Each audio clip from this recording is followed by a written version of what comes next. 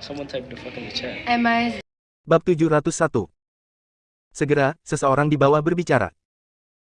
David, kekuatan yang kita miliki sekarang diperoleh melalui kerja keras dan banyak kesulitan sejak kecil, sementara orang-orang biasa itu menjalani kehidupan mewah dan tidak pernah mengalami kesulitan apapun sejak kecil. Tidak bisakah kita menikmati sedikit hak istimewa? Siapa yang akan melakukannya? Bekerja keras di masa depan. Jika tidak ada yang mau menanggung kesulitan dan bekerja keras, apa yang akan digunakan Summerland untuk melawan pasukan asing? Apa yang akan digunakan untuk pertahanan nasional? Anda juga tahu bahwa ketika medan magnet menjadi lebih luas dan lebih kuat, banyak orang modern senjata tidak akan berfungsi lagi, dan terserah pada kita seniman bela diri untuk melindungi Summerland. Ya, sebagai seniman bela diri, kita harus memiliki keuntungan tertentu yang tidak dinikmati orang biasa. Semua orang tidak bisa sepenuhnya setara karena kitalah yang akan berperang melawan pasukan asing. Satu orang memimpin untuk berbicara dan banyak orang segera mengikuti. Pada akhirnya, semua orang hanya mengejar kepentingan mereka sendiri. Pertama-tama, saya ingin menyatakan bahwa Anda adalah seniman bela diri, dan Anda sudah memiliki keunggulan mutlak dibandingkan dengan orang biasa. Saya hanya mengatakan bahwa Anda tidak dapat menimbulkan masalah tanpa alasan, saya tidak mengatakan bahwa Anda dapat melakukannya. Jangan melawan. Jika seseorang menodongkan pistol ke kepala Anda, saya tidak akan meminta pertanggungjawaban Anda jika Anda membunuh mereka, tetapi jika seseorang hanya memarahi Anda dan Anda marah dan membunuh mereka, itu jelas tidak dapat diterima. Terlebih lagi, saya percaya bahwa orang biasa di kelas bawah tidak akan pernah mengambil inisiatif untuk memprovokasi Anda. Adapun hak istimewa yang Anda inginkan, tentu saja, akan ada beberapa, tetapi Anda harus menunggu sampai Anda mempertahankan Summerland melawan musuh asing dan menciptakan prestasi untuk diri Anda sendiri. Ketika itu terjadi, saya akan memberi Anda hak istimewa. Jika Anda melakukan sesuatu untuk Summerland, aku tidak akan pernah memperlakukanmu dengan buruk. Saya pikir David benar. Tidak masalah apakah Anda seorang seniman bela diri atau orang biasa, kita semua sama. Tidak ada yang lebih unggul atau lebih rendah. Setiap orang hanya memiliki satu kehidupan, dan setiap orang memiliki keluarga mereka sendiri. Dan teman-teman, keluarga raja mendukung ini, dan saya pasti akan mengawasi anak-anak keluarga raja. Jika mereka melanggar aturan, saya akan mengurus mereka sebelum Summerland melakukan apapun, kata Augustus. David memandang Augustus, wajahnya yang serius menunjukkan senyum untuk pertama kalinya. Sejujurnya, David sangat mengagumi gaya keluarga raja. Sebagai kekuatan paling kuat di antara keluarga dan sekte tersembunyi, mereka tidak hanya melangkah maju untuk membantu Summerland ketika jatuh ke dalam kesulitan untuk membantunya melewati masa-masa sulit, mereka bahkan sampai pada realisasi ini. Mereka luar biasa. Augustus juga menunjukkan senyum kepada David. Meski merasa dirinya lebih kuat dari David, dia tidak berani bertindak sembarangan. David menunjukkan dua identitas yang sangat terkenal hari ini. Sekarang, Augustus merasa bahwa Mason hanya berpura-pura mati untuk memikat musuh ke dalam perangkapnya. Jika tidak, David tidak akan keluar menjadi tuan rumah pertemuan ini untuk mereka dan bahkan meminta untuk membentuk tim disiplin. Pilihan terbaik baginya adalah mencari tempat untuk bersembunyi. Jika Mason benar-benar mati, semua orang tahu bahwa Summerland tidak akan mampu melawan pasukan asing. Jika David berani berdiri di sini dan mengurus kekhawatiran internal terlebih dahulu, maka harus ada cara untuk melawan agresi asing. Keluarga raja telah menyetujui pendekatan Summerland, jadi pendapat lain apa yang bisa dimiliki orang lain. Mereka mengandalkan keluarga raja untuk memimpin mereka melawan bersama. Sekarang, bahkan beberapa keluarga dan sekte yang baru saja berbicara diam. Itu bisa dianggap sebagai persetujuan mereka terhadap poin pertama David. David melihat sekeliling dan ketika dia melihat bahwa tidak ada yang akan berbicara, dia melanjutkan, karena semua orang setuju pada poin pertama, maka saya akan melanjutkan ke poin kedua. Saya percaya semua orang tahu apa yang terjadi di acara besar orang-orang terpilih di Summerland. Keluarga Dominic dan Star Alliance berkolusi dengan pasukan asing dalam upaya untuk memecah Summerland. Itu adalah dosa yang pantas dihukum mati. Kedua tumor ganas itu belum dibersihkan sampai hari ini. Dan saya percaya ada lebih banyak kekuatan seperti mereka. Mereka mungkin tidak terlalu kuat dan mereka kemungkinan akan memilih lokasi yang sangat terpencil untuk muncul kembali sehingga mereka pertama-tama dapat mengendalikan wilayah kecil dan kemudian perlahan-lahan berkembang. Orang-orang ini tidak akan mematuhi aturan Summerland. Kita perlu membentuk tim disiplin sekarang untuk membersihkan tumor dan sampah ganas ini, serta menangani insiden ilegal lainnya. Bab 702. Ditambah lagi, ukuran Summerland terlalu besar dan kami tidak memiliki cukup tenaga, jadi saya harap setiap pasukan yang duduk di sini dapat mengatur setidaknya satu orang untuk melapor kepada saya dan bergabung dengan tim disiplin yang baru dibentuk ini sesuai dengan situasi Anda. Ada juga persyaratan untuk orang ini. Kemampuan mereka tidak boleh terlalu rendah, agar tidak terlalu lemah untuk melawan ketika mereka menghadapi musuh di beberapa titik sehingga mereka hanya bisa dibantai oleh orang lain. Setelah semua orang mengirim seseorang untuk bergabung dengan tim ini, kami akan mengeluarkan sumber daya dengan tepat sesuai dengan ukuran kontribusi masing-masing pasukan. Semakin banyak Anda berkontribusi, semakin banyak yang Anda dapatkan. Karena mereka telah setuju dengan poin pertama, tentu saja, tidak ada yang akan memiliki pendapat tentang poin kedua. Apalagi poin kedua bermanfaat bagi mereka. Selama mereka memberikan kontribusi yang cukup besar, kekuatan yang mereka miliki juga akan mendapatkan lebih banyak manfaat. Apa tujuan mereka muncul kembali? Bukankah itu untuk menempati lebih banyak sumber daya, merekrut lebih banyak orang, dan memperluas kekuatan mereka untuk menghadapi bencana yang akan datang? Adapun apa yang dikatakan David tentang mengatur seseorang yang lemah untuk bergabung dengan tim disiplin, itu tidak mungkin. Orang ini akan mewakili kekuatan mereka dan mereka akan menunjukkan ini kepada semua orang di Summerland. Jika orang mereka dibunuh oleh musuh sebelum mereka melakukan perbuatan baik, bagaimana mereka akan menunjukkan wajah mereka di depan umum? Oleh karena itu, mereka pasti akan mengirim seseorang dengan kekuatan yang diperlukan untuk bergabung dengan tim disiplin untuk meningkatkan prestise mereka dan menghasilkan perbuatan baik. Keluarga raja menyetujui poin kedua. Kami akan mengirim satu orang yang setengah jalan ke peringkat dewa dan 3 peringkat naga puncak untuk bergabung dengan tim disiplin, kata Augustus. Krums juga setuju. Kami akan mengirim seseorang setengah jalan ke Gatreng dan 2 ranker naga puncak untuk bergabung dengan tim disiplin. Taylor, tetua ketiga dari Krums juga berkata. 2 kekuatan besar telah berbicara sehingga orang-orang di bawah semua berbicara juga. Namun, banyak orang masih tidak dapat memutuskan kekuatan apa yang akan dikirim, jadi mereka harus kembali dan mendiskusikannya terlebih dahulu. Karena semua orang setuju, izinkan saya menambahkan satu kalimat terakhir. Dalam tim disiplin yang baru dibentuk, saya adalah kapten dan akan bertanggung jawab atas pengaturan dan mobilisasi semua personel. Julia di sebelah saya adalah wakil kapten dan bertanggung jawab atas logistik tim disiplin. Saya harap setelah orang-orang Anda bergabung dengan kami, tidak peduli berapa tua atau berpengalaman mereka, mereka semua akan mematuhi perintah saya. Jangan berpikir bahwa mereka bisa tidak mematuhi saya hanya karena saya masih muda. Jika saya bisa menjadi anggota parlemen ke-11 dari parlemen Summerland dan kapten, itu secara alami berarti saya memiliki kemampuan. Jika tidak, jangan salahkan saya karena menjadi bermusuhan dan kejam ketika saya menangkap orang-orang Anda dan mengubahnya menjadi contoh yang mempermalukan keluarga dan sekte Anda. Jika Anda memiliki pendapat, Anda dapat menyebutkannya sekarang. Jika tidak, rapat hari ini akan berakhir di sini. Minta orang-orang Anda untuk berkumpul di sini setelah 3 hari. Jika Anda datang lebih awal, Anda dapat menghubungi wakil Kapten Julia dan dia akan mengatur segalanya untuk Anda. David kemudian bangkit dan pergi. Julia tinggal di sini dan meninggalkan informasi kontaknya untuk semua pasukan. Ketika orang-orang yang hadir melihat David pergi, mereka merasa bahwa David hari ini tampak sangat berbeda dengan David pada acara akbar terakhir yang dipilih. Meskipun usia David masih muda, keberanian yang dia tunjukkan hari ini sangat besar. Beberapa orang di tempat kejadian sudah setengah jalan menuju Gatreng, dan bahkan ada penjaga Gatreng, Augustus. Bab 703. Usai pertemuan, David pergi ke rumah Celia dan bersiap menemani Celia. Dia sekarang akan menunggu keluarga besar untuk mengirim orang-orang mereka dalam 3 hari, sehingga mereka dapat dikelompokkan sesuai dengan kekuatan mereka dan ditugaskan ke tempat di mana mereka akan bertanggung jawab. Ada 66 provinsi di Summerland, dan David berencana membagi tim disiplin menjadi 10 tim, yang masing-masing bertanggung jawab atas 6 hingga 7 provinsi. Adapun bagaimana kelompok ini akan dibagi, dia hanya akan memutuskan setelah dia melihat siapa yang dikirim pasukan dalam waktu 3 hari. Orang-orang dari tim naga pasti akan bubar. David masih tidak bisa mempercayai orang-orang dari keluarga dan sekte, dan mereka perlu dipantau oleh orang-orang dari tim naga untuk beberapa waktu. Pada saat yang sama, Celia memberitahu David bahwa kelas akan dimulai besok, dan dia tidak punya banyak waktu luang. Saat itulah David ingat bahwa dia masih mahasiswa dan akan memasuki tahun seniornya. Dia juga berjanji pada Oliver, rektor Universitas South River, bahwa dia pasti akan kembali ketika kelas dimulai. Baru-baru ini, ada banyak hal yang terjadi dan dia benar-benar lupa tentang masalah ini. Benar saja, tidak lama kemudian ponsel David berdering. Dia mengangkat telepon dan melihat bahwa itu adalah Oliver, rektor Universitas South River. Halo, Mer, Carson, David menjawab telepon dan menyapa Oliver. David, apakah kamu di River City sekarang? Oliver bertanya. Pak Carson, saya masih di ibu kota, jawab David. Masih di ibu kota, besok adalah hari pertama masuk kelas.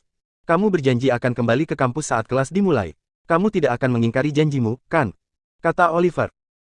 Secara logis tidak mungkin bagi seorang rektor untuk campur tangan secara pribadi apakah seorang siswa datang ke kelas atau tidak. Bahkan mahasiswa terbaik di South River University dihubungi oleh beberapa staf khusus. Memiliki rektor Universitas South River melibatkan dirinya dalam masalah sepele seperti itu akan membuatnya terlihat sedikit murahan. Namun, Daud berbeda. Identitas David telah terungkap, dan dia adalah pemilik Islik Capitals yang menjadi sorotan akhir-akhir ini. Ibu kota Liga Timur. Oliver melakukan riset khusus tentang perusahaan ini. Itu adalah perusahaan super besar dengan penilaian hampir 10 triliun. Ketika dia pertama kali mendengar berita itu, dia tidak percaya sama sekali. Namun, East Lake Capitals didirikan di River City dan ketuanya juga disebut David Liddell, yang merupakan pemuda berusia 22 tahun. Selain itu, David juga menyumbangkan 100 juta untuk universitas. Setelah menghubungkan potongan-potongan informasi ini, Oliver tidak punya pilihan selain mempercayainya. Tidak heran David bisa menyumbangkan 100 juta sesuka hati. David adalah orang hebat yang bertanggung jawab atas modal senilai hampir 10 triliun, jadi apakah 100 juta bernilai apapun baginya? Selain itu, yayasan yang didirikan oleh East Lake Capitals diperkirakan telah menginvestasikan lebih dari 100 miliar dolar untuk sekolah, panti jompo, dan panti asuhan yang dibangun di daerah miskin di seluruh negeri. Ini adalah perusahaan dengan hati nurani. David juga seorang bos yang teliti. Oliver sekarang takut David tidak akan datang ke kampus atau bahwa dia ingin pindah ke universitas yang lebih baik. Berdasarkan status David saat ini, bahkan jika dia ingin mendaftar di Greenwood University, hal itu akan mudah baginya. Itulah sebabnya dia memanggil David sekarang karena kelas akan segera dimulai. Dia juga takut mengganggu David jika dia menelepon terlalu dini. Lagi pula, dia adalah orang hebat yang bertanggung jawab atas perusahaan 10 triliun dolar, jadi dia pasti akan sangat sibuk. Meskipun Oliver sekarang adalah rektor salah satu dari 10 universitas terbaik di Summerland, perbedaan antara keduanya masih terlalu besar jika dibandingkan dengan David. Yang harus dilakukan Oliver sekarang adalah membuat David lulus dari South River University. Selama David lulus dari Universitas South River, begitu identitasnya terungkap, Universitas South River pasti akan menjadi populer di seluruh negeri dan bahkan dunia. Seorang mahasiswa mampu membangun perusahaan super besar dengan aset senilai hampir 10 triliun dan dia juga mencoba yang terbaik untuk memberikan kembali kepada masyarakat. Apa artinya ini? Itu menunjukkan bahwa universitas telah mendidiknya dengan baik. Universitas tidak hanya bisa mengukir mahasiswanya menjadi elit, tetapi juga bisa mengajarkan mahasiswa untuk bersyukur. Ini jelas merupakan kesempatan besar bagi South River University. Bab 704. Apakah peringkat Universitas South River dapat naik ke 3 besar di antara universitas-universitas di Summerland akan tergantung pada apakah David berhasil lulus dari tempat ini. Ini memaksa Oliver untuk memanggil David sendiri. Pak Carson, maafkan saya sibuk akhir-akhir ini, jadi saya lupa kapan kelas dimulai. Jangan khawatir, saya pasti akan berada di kampus besok, jawab David malu-malu. Dia benar-benar lupa kapan kelas dimulai, dan dia bahkan lupa bahwa dia masih senior. Kalau begitu sudah beres, kamu harus datang besok. Aku akan menunggumu di kampus. Oke, saya akan ke sana besok. Kalau tidak ada apa-apa lagi, saya tutup dulu, Pak Carson. Baiklah, mari kita bertemu besok dan berbicara. Oke, kata David dan menutup telepon. Oliver akan menunggunya di kampus besok dan David mengira itu karena dia berjanji untuk menyumbangkan 100 juta dolar. Dia tidak tahu bahwa identitasnya perlahan terungkap. Karena East Lake Capital semakin banyak dan valuasinya terus tumbuh, itu pasti akan menarik perhatian banyak orang karena akan menembus angka 10 triliun dan menjadi konglomerat yang dikagumi banyak orang. Meskipun informasi David telah disimpan dalam database rahasia Summerland dan itu diklasifikasikan sebagai rahasia tingkat tertinggi, profil East Lake Capitals tidak disembunyikan. Bahkan dua hal yang paling sederhana, misalnya nama dan umurnya, bisa membuat sebagian orang memikirkannya. Misalnya, Rektor South River University, Oliver Carson. Karena dia menyumbangkan 100 juta ke universitas tanpa mengedipkan mata dan nama serta usia ketua East Lake Capitals cocok dengan David, dia pada dasarnya yakin bahwa David adalah pemilik East Lake Capitals. Namun, tidak penting bagi David apakah identitasnya terungkap atau tidak. Dia memiliki kekuatan yang cukup untuk melindungi dirinya sendiri. Mason baru saja mengatakan kepadanya bahwa tidak ada seorang pun di dunia yang melampaui puncak peringkat dewa. Karena itu, pada saat ini, dia sudah berdiri di puncak dunia. Bahkan jika dia tidak memiliki pengalaman tempur yang cukup dan tidak bisa mengalahkan Gatranker puncak lainnya, dia masih bisa berlari, kan? Selama dia tidak dikelilingi oleh 3 hingga 5 peringkat dewa puncak, dia tidak takut pada siapapun. Ditambah lagi, kemungkinan dia dikelilingi oleh 3-5 Gatranker puncak terlalu kecil. Berapa banyak peringkat dewa puncak yang ada di dunia? Mereka semua berasal dari kekuatan yang berbeda. Mason juga berada di pihak yang sama dengannya sehingga kemungkinan ini juga bisa dikesampingkan untuk saat ini. Apakah ini berarti bahwa saya sudah tidak takut? David tercengang memikirkan hal ini. Sudah berapa lama sejak saya memperoleh sistem? Saya telah mencapai level ini dalam waktu kurang dari setahun. Betapa menakutkannya. Menurut fungsi sistem, dia bisa mendapatkan poin mewah selama dia menghabiskan uang. Dari sini, dia bisa menjadi lebih kuat setelah memiliki poin yang banyak. Jadi, siapapun yang mendapatkan sistem ini akan segera berada di puncak dunia. Meski begitu, mereka mungkin memiliki posisi yang lebih baik daripada David. Bagaimanapun, David terlalu berhati-hati. Dia akan selalu memperhitungkan semua kemungkinan setiap kali dia melakukan sesuatu. Itulah mengapa dia tidak menghabiskan uang dan mendapatkan poin mewah yang cukup dengan cukup cepat. Jika itu adalah seseorang yang lebih berani, mereka mungkin telah melampaui puncak peringkat dewa. Tentu saja, ada juga kemungkinan lain. Mereka mungkin mengekspos diri mereka sendiri sebelum mereka tumbuh dan kemudian dibedah untuk tujuan penelitian. Dibandingkan dibedah dan diteliti, David berpikir akan lebih baik aman. Tidak masalah jika kemajuannya lambat. Bab 705. David, ada apa denganmu? Celia melihat David menatap ke angkasa setelah menjawab telepon. Kemudian, dia bertanya sambil melambaikan tangannya di depan mata David. Hah, oh, Celia, aku baik-baik saja. Baru saja rektor universitas saya menelepon saya dan meminta saya untuk kembali ke kelas besok. Saya hampir lupa bahwa saya adalah seorang siswa, jadi saya lengah. David tersenyum dan berkata.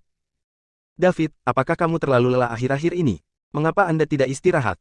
Kebetulan kelas sudah dimulai, jadi Anda harus mengesampingkan urusan perusahaan untuk sementara waktu.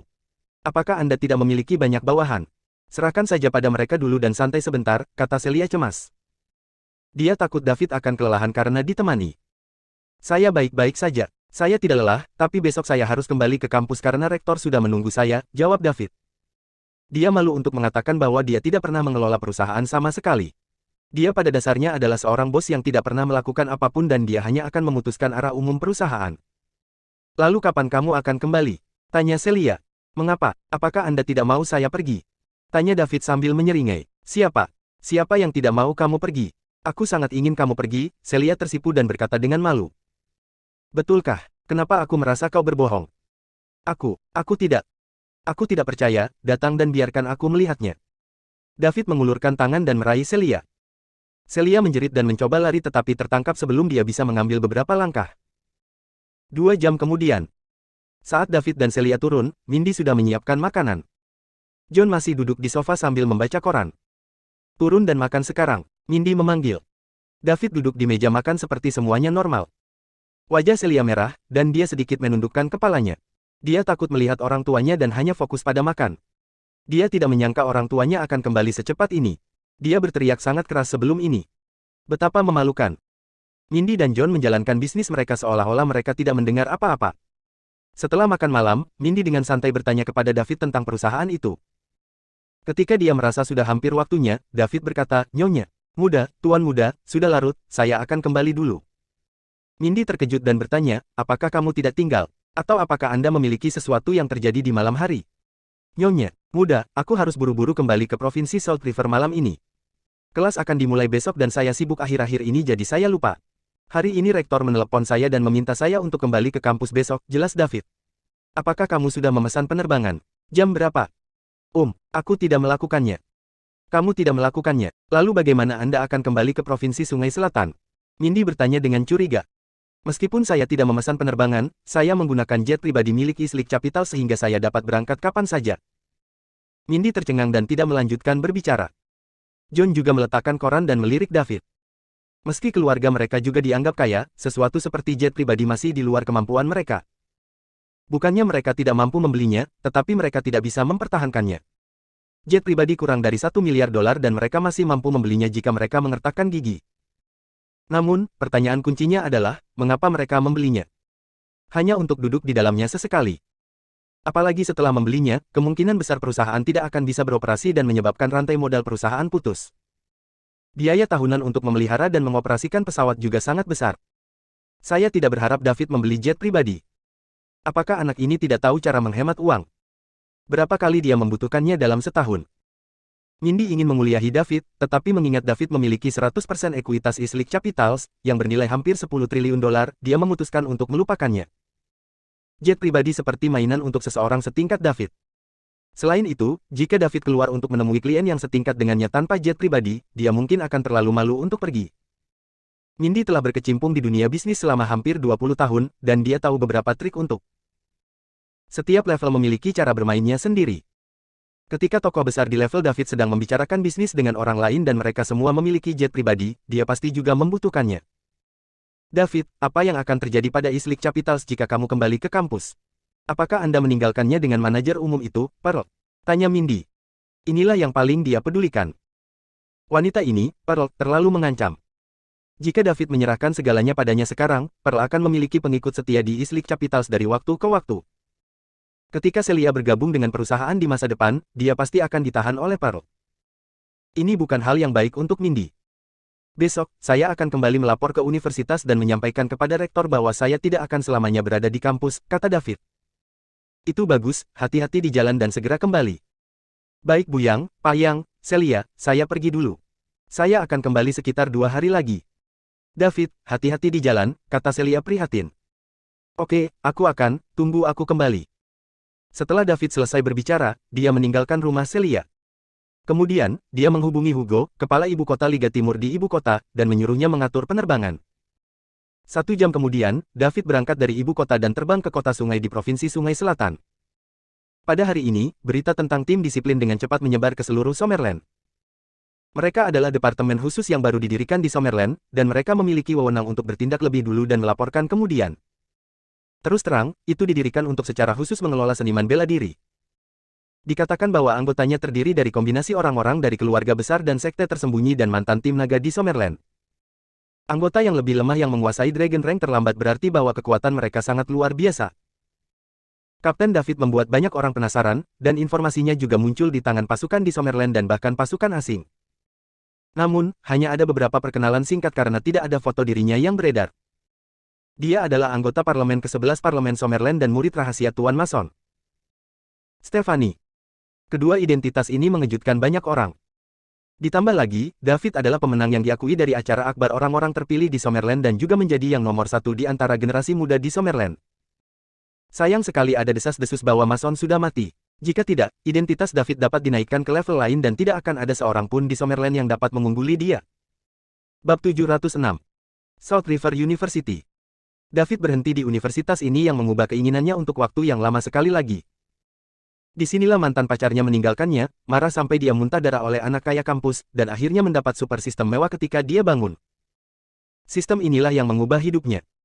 Di masa lalu dia berada di lapisan bawah masyarakat. Dia berharap untuk mengubah takdirnya melalui belajar, itulah sebabnya dia belajar keras selama ini. Pada saat yang sama, dia juga melakukan pekerjaan paruh waktu untuk mendapatkan uang untuk menyenangkan pacarnya. Sekarang, melangkah ke South River University lagi, dia sudah berdiri di puncak dunia tanpa kekurangan identitas, status, dan uang. Dapat dikatakan bahwa dia sangat berbeda dari siswa miskin David, yang melakukan pengiriman dan bekerja paruh waktu segera setelah dia punya waktu. Setelah memasuki sekolah, David melihat siswa yang datang dan pergi ke sekolah. Banyak dari mereka adalah wajah muda dan baru, dan dia meratap berulang kali di dalam hatinya. Dia akan menjadi senior di awal semester ini dan South River University juga menyambut sekelompok mahasiswa baru.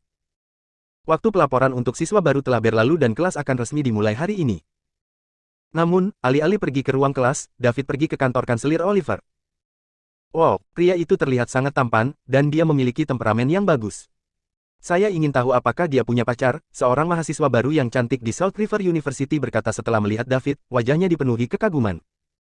Di mana? Di mana? Biar kulihat. Mahasiswa baru yang tampak akut di sampingnya mengangkat kepalanya dan bertanya.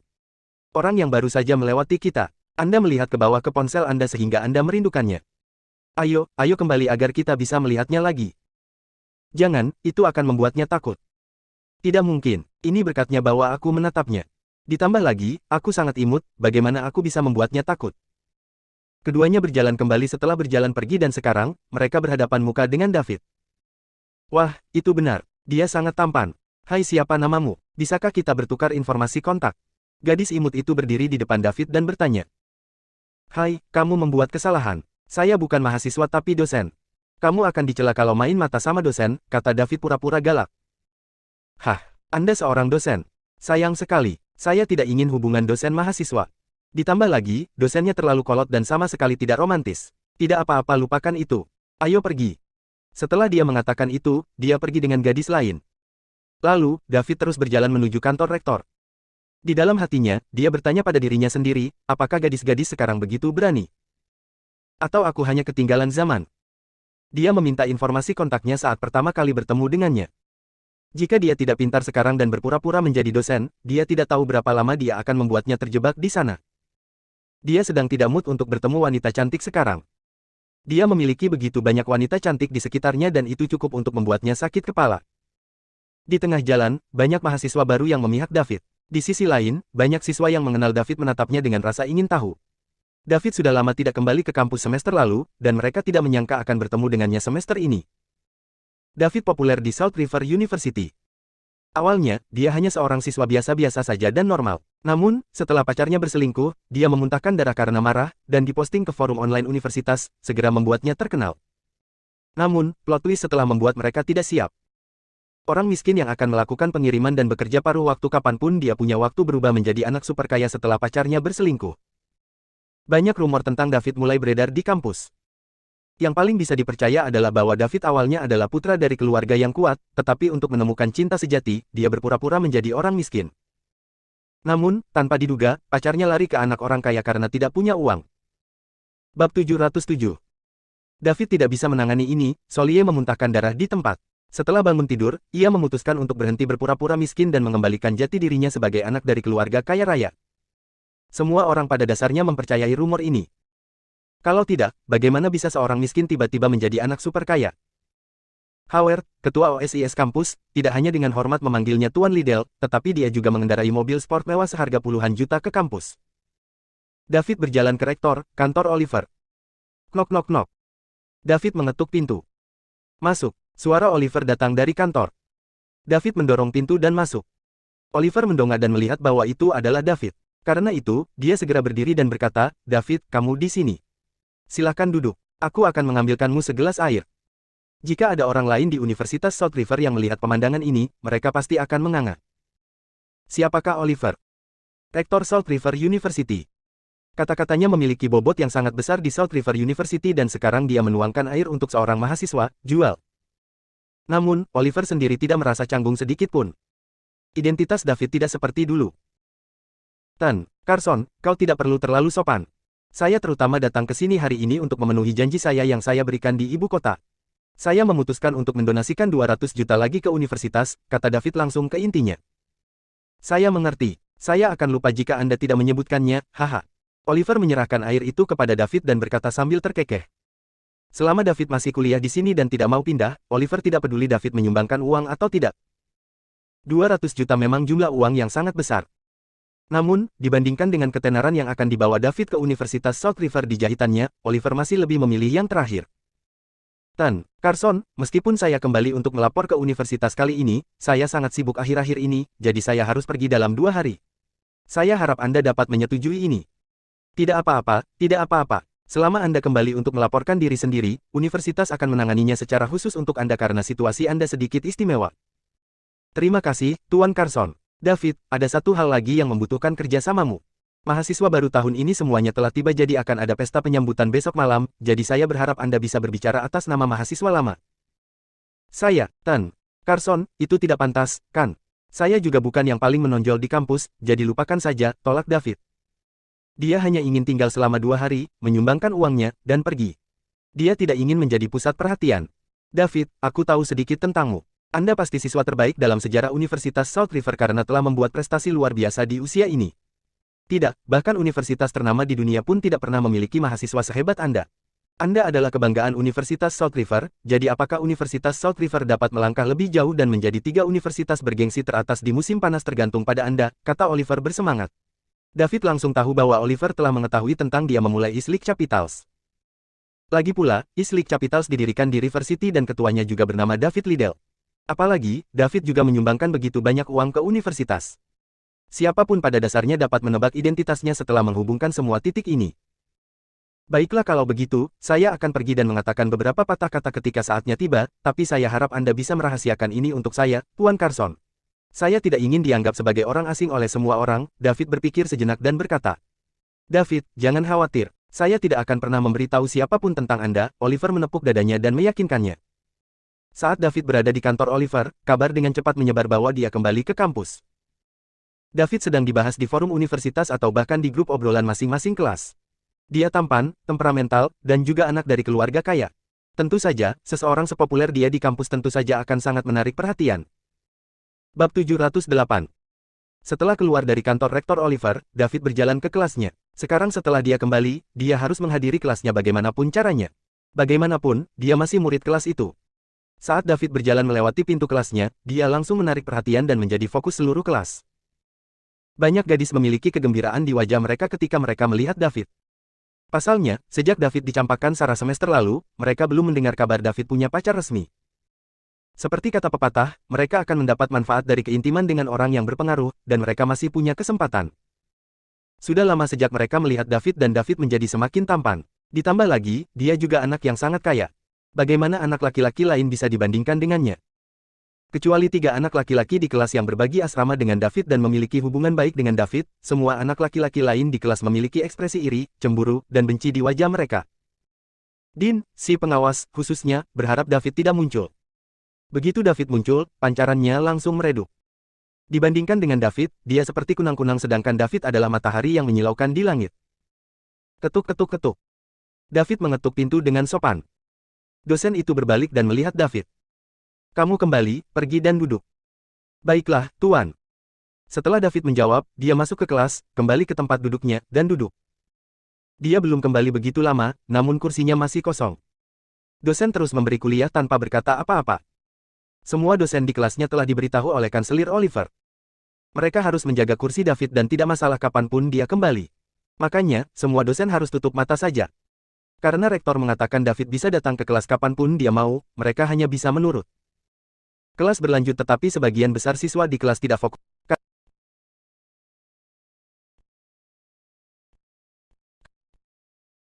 Karena karena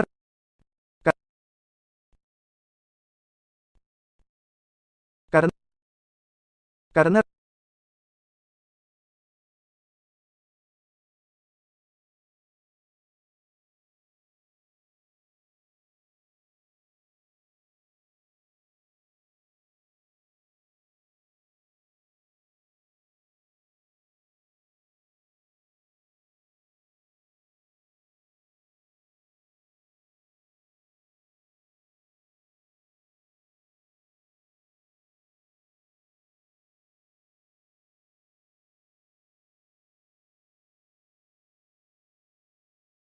karena rektor mengatakan David bisa datang ke kelas kapanpun dia mau, mereka hanya bisa menurut.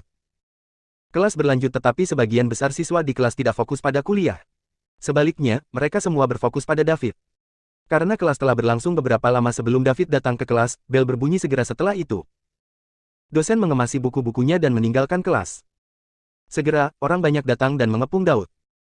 Tentu saja yang paling antusias adalah teman sekamar David, William, Finn, dan Patrick. Dev, sudah lama sekali sejak kamu datang ke kelas. Kemana saja kamu? Ya, saya pikir Anda keluar. Semua orang di kampus mengatakan bahwa kamu berasal dari keluarga kaya sekarang. Apa yang sedang terjadi? Apakah Anda melupakan kami setelah Anda menjadi kaya? Omong kosong, Dev tidak seperti itu. Saya percaya dia pasti punya alasan. Namun, karena Anda kembali, Anda harus menjelaskan kepada kami, bukan? Sudah lama sejak Anda menghubungi kami. Apa kau lupa hari-hari yang dilalui Four Musketeers bersama? Tanya ketiga teman sekamar David. Tidak, bagaimana saya bisa? Saya memang sangat sibuk baru-baru ini. Keluarga saya meminta saya untuk kembali mengambil alih bisnis, jadi saya mengajukan cuti untuk beberapa waktu, jawab David. Dia berpikir panjang dan keras tentang apa yang akan dia katakan. Mereka berempat tinggal di asrama yang sama sejak tahun pertama dan mereka sangat dekat. Keluarga Patrick adalah yang paling kaya di antara Four Musketeers dan dia tidak pernah meremehkan David. Setiap kali mereka pergi berkumpul, Patrick yang akan membayar. Karena David kaya sekarang, tentu saja, dia tidak akan bersembunyi dari ketiganya. David siap untuk melatih ketiganya sehingga dia dapat mempekerjakan mereka untuk bekerja sebagai eksekutif senior di Eastleigh Capitals. Selain itu, David berpikir dia akan membantu siswa di kelasnya jika dia bisa. Sekarang mereka sudah senior, mereka bisa memulai magang eksternal di semester berikutnya. Eastleigh Capitals adalah perusahaan yang sangat besar sehingga jika dia mempekerjakan semua senior Universitas South River untuk bekerja di sana, tidak akan ada bedanya bagi mereka. Namun, dia belum siap untuk mengungkapkannya. Dia hanya akan memikirkan hal ini setelah semua orang lulus. Ketika saatnya tiba, dia akan meminta perusahaannya datang ke sini untuk merekrut orang. Bab 709. Ini untuk berjaga-jaga jika beberapa orang berhenti belajar dengan giat dan memutuskan untuk menganggur setelah mereka tahu bahwa mereka telah mendapatkan pekerjaan. Ini bukan hasil yang dia inginkan. Sial, apakah kamu benar-benar anak dari keluarga kaya? Mengapa saya tidak tahu dari sebelumnya? Sungguh biadab, kamu sangat pandai menyembunyikannya. William mengacungkan jempol pada David. Masa depanmu cerah, Anda jelas anak orang kaya, tetapi Anda berpura-pura menjadi orang miskin. Anda jelas anak orang kaya, tetapi Anda berpura-pura menjadi orang miskin. Jika Anda tidak dicampakkan oleh Sarah, Anda mungkin tidak akan memberitahu kami, bukan? Selain itu, ucapan David menimbulkan kehebohan di kalangan siswa di sekitarnya. Meski gosip David anak orang kaya terus beredar di kampus dan orang-orang mengaku pernah melihatnya mengendarai mobil sport seharga puluhan juta ke kampus. Pada akhirnya, hanya beberapa orang yang melihatnya. Sekarang dia secara pribadi mengakui identitasnya, itu berarti itu pasti tidak palsu. David, saya pikir kamu harus mentraktir semua orang di kelas kita untuk makan karena kamu mempermainkan perasaan kami. Saat kamu mengantarkan makanan, aku membuat diriku beberapa kilogram lebih berat agar aku bisa membantumu mendapatkan uang, kata seorang gadis gemuk di kelas. Ya, Mona benar. Anda mempermainkan perasaan kami, jadi Anda harus melakukan sesuatu untuk mengimbanginya, gadis lain juga menimpali. Saya setuju. Aku juga setuju. Lebih dari separuh kelas setuju dengan saran Mona dan mereka semua ingin David membelikan mereka makan. Mona, kamu gendut banget tapi masih makan. Pantas saja kamu tidak bisa menemukan pacar, kata Patrick. Itu bukan urusanmu. Patrick, kamu tidak bisa mewakili semua pria. Beberapa orang menyukai gadis montok dan menggerahkan seperti saya, bukan, David. Mona menatap David dan berkata dengan bintang di matanya. David tidak bisa menahan diri untuk tidak bergidik. Mona tidak jelek, dan dia akan memiliki potensi jika berat badannya turun. Namun, wanita mana di sekitar David selama periode ini yang bukan Dewi? Selain Lorraine dan Selena yang terlihat seperti sumber malapetaka, di antara Celia, Julie, Pearl, Sandy, dan Goldie, siapa di antara mereka yang tidak di atas 95 poin? Sekarang, mengapa dia tertarik pada gadis seperti Mona yang hanya sekitar 70 atau 80 poin setelah dia kehilangan berat badan? Ketika David memikirkan Dewi, dia melirik kursi Ava. Dia memperhatikan dia masih duduk di kursinya dan dia sedang membaca buku dengan serius. Dia sama sekali tidak menunjukkan minat pada kedatangannya. Di kelas ini, hanya Ava yang bisa dibandingkan dengan para wanita itu. 1. Karena semua orang bilang begitu, aku akan mentraktir makan malam untuk semua orang malam ini. Mari kita mengadakan pertemuan dan tempatnya di Golden Leaf Hotel.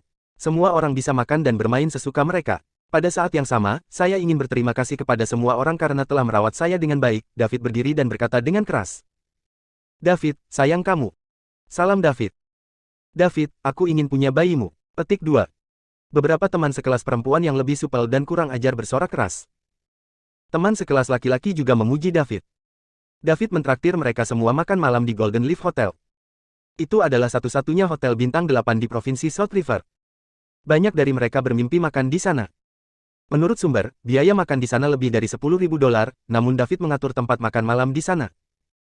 Ada 60 siswa di kelas ini, jadi berapa biaya makan malamnya? Ini pada dasarnya menegaskan bahwa dia adalah seorang anak dari keluarga yang sangat kaya. Hanya Dean yang duduk di kursinya sendirian dengan ekspresi gelap di wajahnya. David mencuri pandang ke arah Ava dan memperhatikan bahwa tidak ada ekspresi di wajah Ava. Ketika dia melihat bahwa dia masih membaca dengan serius, dia merasa sangat lega. Bab 710. Pagi berlalu dengan cepat. Sebagian besar kelas menantikan pertemuan di malam hari. Hotel Daun Emas. Satu-satunya hotel bintang 8 di provinsi South River. Jika bukan karena David, diperkirakan banyak dari mereka bahkan tidak akan memenuhi syarat untuk makan di sana sepanjang hidup mereka. Cincin cincin cincin. Bel berbunyi. Sudah waktunya makan siang. Setelah dosen pergi, para mahasiswa berhamburan keluar kelas dan berlari menuju kantin. Mereka ingin mendapatkan makanan mereka lebih awal, jika tidak, jika mereka harus mengantre di belakang, mereka tidak akan tahu berapa lama mereka harus menunggu.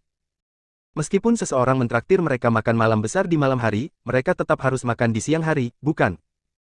David perlahan bangkit setelah teman sekelasnya di kelas hampir pergi. 3 penembak di asrama yang sama dengannya juga tidak terburu-buru dan mereka semua menunggu David. Masih ada beberapa siswa di kelas yang tidak mau berdesak-desakan dengan yang lain, dan Ava adalah salah satunya. Mereka berempat belum meninggalkan kelas. Pada saat ini, 2 orang muncul di depan pintu kelas. Mereka adalah wanita yang berada di level Dewi. Kedua orang itu adalah Amelia dan Luna. Luna senang mengetahui bahwa David kembali ke sekolah. Keluarga Soron hanya rata-rata di antara keluarga tersembunyi, dan mereka tidak memiliki siapapun yang setengah jalan menuju God Rank di keluarga mereka. Orang terkuat adalah kakeknya, dan dia hanya seorang ranker naga puncak. Selain itu, tidak ada orang yang sangat berbakat di generasinya dan dia masih sangat muda. Itu sebabnya dia tidak pergi ke acara akbar orang-orang terpilih di Summerland. Namun, hal itu tak menyurutkan mereka untuk mendapatkan informasi tentang perhelatan akbar tersebut sebagai keluarga tersembunyi. Seorang pemuda berusia 20-an bernama David menekan orang-orang terpilih yang tak terhitung jumlahnya di Summerland dan menjadi yang nomor satu di antara generasi muda di Summerland yang diakui semua orang. Meski menolak gelar tersebut, di hati setiap orang, David tetaplah yang nomor satu di antara generasi muda di Summerland. Nama pria itu adalah David, dan dia juga berusia 20-an. Selain teman sekelasnya David dari South River University, dia tidak bisa memikirkan orang lain yang cocok dengan gambaran ini. Energi yang diekspos David terakhir kali di ibu kota membuatnya berpikir bahwa dia sangat kuat, tetapi dia tidak pernah berpikir bahwa dia akan begitu kuat. Dia bisa membunuh putra tertua dari keluarga Dominic yang juga merupakan Dragon Ranker tahap akhir dalam hitungan detik. Oleh karena itu, dia setidaknya harus menjadi Ranker Naga Puncak. Ranker Naga Puncak. Sebagai orang nomor satu di keluarga Soron, kakek Luna sendiri hanyalah seorang Ranker Naga Puncak. Apalagi David masih kuliah, dia adalah Ranker Naga Puncak di usia 20-an sehingga kata satu jenius bahkan tidak cukup untuk menggambarkannya. Dia adalah monster. Apalagi, Luna mendapat pesan dari keluarganya tadi malam. David tidak hanya seorang anggota parlemen di Parlemen Summerland, tetapi dia juga murid rahasia Tuan Tua Stephanie, kekuatan penstabil Summerland. Sekarang, dia juga kapten tim disiplin yang memiliki yurisdiksi atas semua seniman bela diri di Summerland. Dengan begitu banyak gelar digabungkan, David jauh di depan begitu banyak orang di generasi yang sama dengannya. Bahkan generasi yang lebih tua tidak bisa dibandingkan dengannya dalam hal status. Di Summerland, David jelas berada di level pemain besar. Sekarang, orang besar ini masih berhutang budi padanya. Tidak berlebihan untuk mengatakan bahwa jika David mengatakan sesuatu dengan identitasnya saat ini, keluarga Soron mungkin membatalkan rencana awal dan membuat pengaturan baru. Tentu saja, dia tidak perlu menikah dengan pewaris baru keluarga Queen. Dia bertanya-tanya bagaimana reaksi anggota keluarganya jika mereka mengetahui bahwa dia berada di universitas yang sama dengan David dan dia bahkan berutang budi padanya. Saat memikirkan hal ini, Luna tidak bisa menahan kegembiraan di hatinya. Oleh karena itu, dia berlari untuk menunjukkan wajahnya, dan saat dia melakukannya, dia akan mengingatkan David untuk tidak melupakannya. Sementara itu, Amelia baru memutuskan datang mencari David setelah pergumulan batin yang intens. Awalnya, dialah yang pertama kali mengetahui rahasia David. Namun, dialah yang paling terpinggirkan. Sudah 2-3 bulan sejak dia melihat David, namun David belum menghubunginya. Apalagi dia bahkan tidak bertanya tentang dia. Bab 711. Itu membuatnya merasa gagal. Apakah dia benar-benar seburuk itu? Atau apakah David muak padanya karena dia sering bergaul dengan anak-anak yang berbeda dari keluarga kaya? Namun, dia tidak memilih siapapun dan dia masih suci. Dia bahkan belum pernah melakukan ciuman pertama. Terakhir kali, dia ingin memberikan semua ini kepada David agar David tahu bahwa dia tidak semudah itu. Sayangnya, David lolos pada menit terakhir. Sejak saat itu, hubungan keduanya semakin renggang. Jika dia tahu, dia akan melepaskan pengekangannya dan langsung menerkam David. Jika sesuatu terjadi pada keduanya dan dia memberitahu David bahwa ini adalah pertama kalinya dia, mereka tidak akan begitu asing satu sama lain seperti sekarang. Setelah lama memikirkannya, Amelia memutuskan untuk datang dan melihat-lihat. Dia tidak tahu berapa lama David akan tinggal kali ini dia kembali. Mereka semua harus memulai magang semester depan, dan saat itu, akan semakin sulit baginya untuk menemukannya. Jika dia tidak memanfaatkan kesempatan itu, keduanya mungkin hanya akan saling berpapasan di masa depan. Amelia tahu dia harus mengambil inisiatif untuk kebahagiaan masa depannya. Dengan itu, kedua dewi dari South River University menghadang David di depan pintu ruang kelas bersama-sama. David sakit kepala lagi ketika dia melihat mereka berdua. Luna dan Amelia. Seseorang tampak bersemangat dan emosional seperti dia adalah mangsanya. Sementara itu, yang lain tampak kesal dan kesal seolah dia telah mengecewakannya dan dia adalah tikus yang tidak berperasaan. Dia tidak sedekat itu dengan keduanya, kan? Untuk Luna, dia berutang budi padanya karena dia menyelamatkan Celia di ibu kota. Dia mungkin harus tahu siapa dia, dan dia pikir bantuannya akan berkembang sesuai dengan situasinya. Karena itu sangat membantunya, dapat dimengerti bahwa dia memiliki ekspresi seperti itu di wajahnya. Namun, apa tatapan kesal Amelia? Dia tidak melakukan apapun padanya, kan? Kenapa dia membuatnya terlihat seperti tikus tak berperasaan? Luna dan Amelia menghalangi jalan David sementara Patrick dan yang lainnya menonton dengan penuh minat. Saat ini, pengawas kelas Dean berjalan ke meja Ava dan berkata, "Ava, ayo makan siang bersama." "Maaf, aku sibuk di sore hari." Setelah Ava mengatakan itu, dia bangkit dan memanggil David di belakangnya. Dean berdiri di tanahnya, wajahnya tampak sangat suram. Sementara itu, siswa lain memandangnya dengan rasa ingin tahu dan Dean hanya bisa merasakan wajahnya terbakar. Tidak apa-apa Ava menolak undangannya. Namun, dia malah bangun dan pergi ke David. Bukankah ini menamparkan wajahnya? Ava berjalan mendekat dan tertegun saat melihat Luna dan Amelia di depan David. Ketiga wanita itu saling memandang dan udara di sekitar mereka menjadi berat. Murid-murid lain di kelas melebarkan mata mereka dan mulut mereka menganga, dengan rahang mereka hampir jatuh ke lantai. The Three Campus Bells SRU berkumpul karena seorang laki-laki. Ini adalah berita yang sangat besar. Banyak siswa mulai mengeluarkan ponsel mereka untuk mengambil gambar secara diam-diam. Patrick dan gengnya meninggalkan lingkaran dan berdiri di satu sisi untuk menyaksikan ini terungkap. Mereka tidak bisa berbuat apa-apa untuk membantu dalam situasi ini. Jika David dikelilingi oleh 3 pria, mereka bisa bergegas membantu. Namun, karena dia dikelilingi oleh 3 dewi, mereka hanya bisa menonton. Mereka akan berbohong jika mereka mengatakan mereka tidak cemburu. Namun, mereka merasa bahagia untuk David. Mereka tidak menyangka David menjalin hubungan baru tepat setelah Sarah mencampakkannya. Bab 712. David berdiri di antara 3 primadona kampus Salt River University dan merasa sedikit bingung. Apa yang Ava lakukan di sini? Ketiga teman sekelas wanita yang tidak dikenal ini memilih untuk mencariku pada saat yang sama. Nona-nona, apakah kalian semua mencariku? Tanya David, memecah kesunyian. Ya. Ketiganya menjawab bersamaan. Bagaimana kalau kita mencari tempat untuk mengobrol? Kamu harus berbicara dengan mereka terlebih dahulu. Saya akan menemukan Anda ketika Anda punya waktu, kata Ava dan pergi. Bagaimana dengan kalian berdua? Apakah kamu juga datang? Tanya Daud. Lupakan saja, aku akan kembali ketika kamu punya waktu, kata Amelia setelah berpikir. Jika dia tinggal di sini sekarang, dia tidak akan tahu harus berkata apa kepada David. Ditambah lagi, ada begitu banyak orang di sini. Setelah selesai mengatakan itu, Amelia pun berbalik dan pergi. Pada akhirnya, Luna adalah satu-satunya yang tersisa. Luna, ada yang bisa kubantu? David, ayo cari tempat untuk mengobrol. Baik. Keduanya menemukan tempat yang tenang di kampus bersama.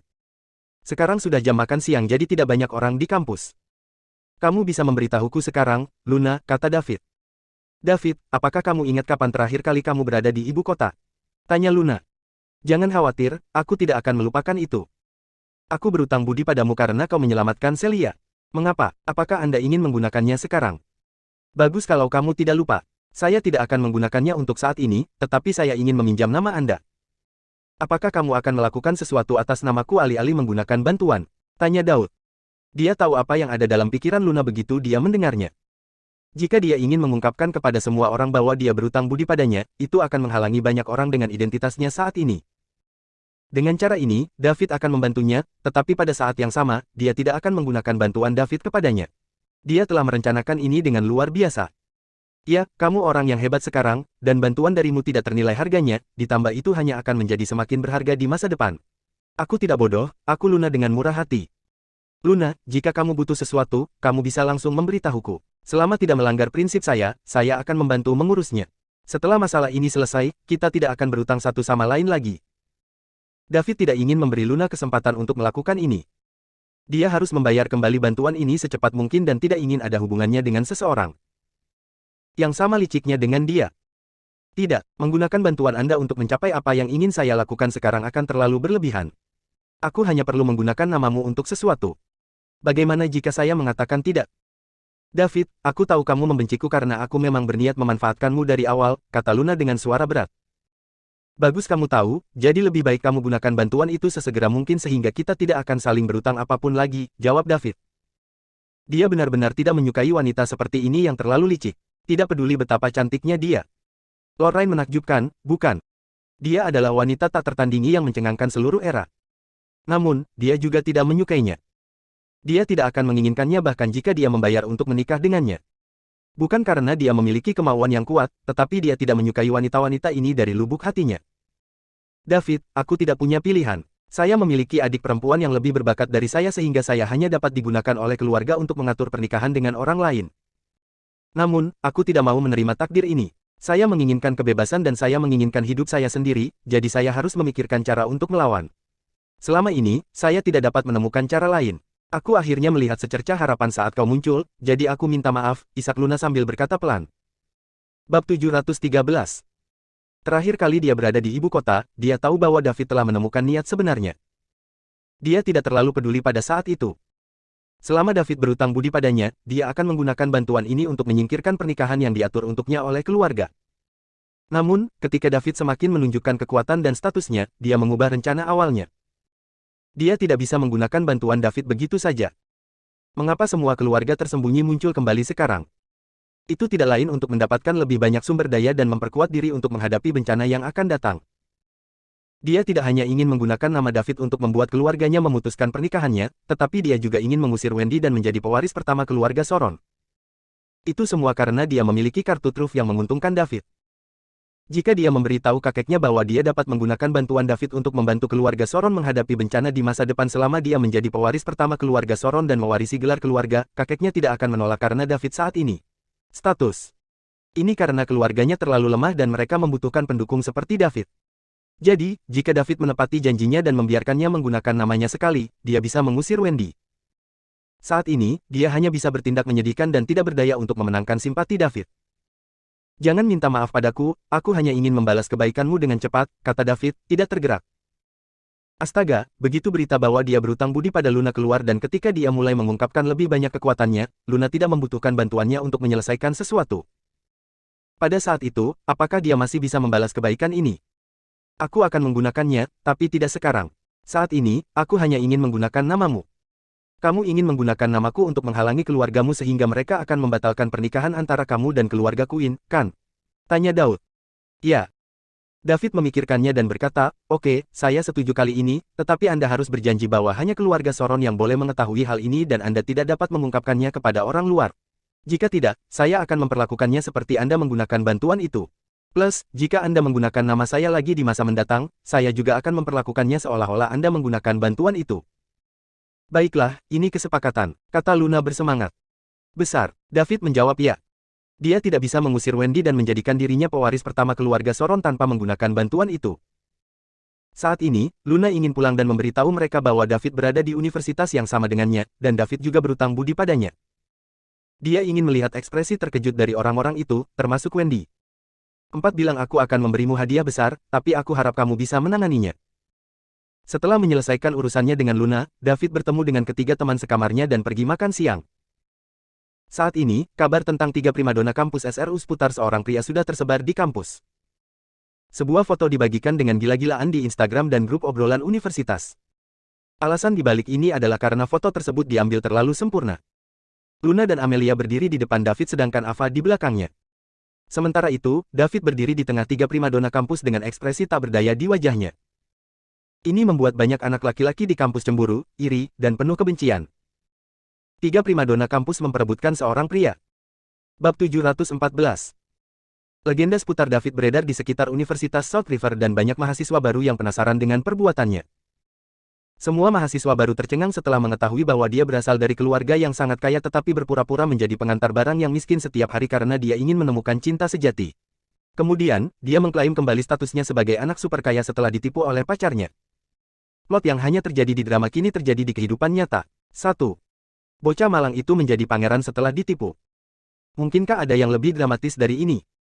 Perbuatan David justru didengungkan banyak siswa laki-laki karena banyak di antara mereka yang mengalami situasi yang sama dengannya. Setelah kuliah, gadis-gadis itu akan dihadapkan pada banyak hal dan mereka tidak dapat menahan godaan mobil mewah dan tas bermerek.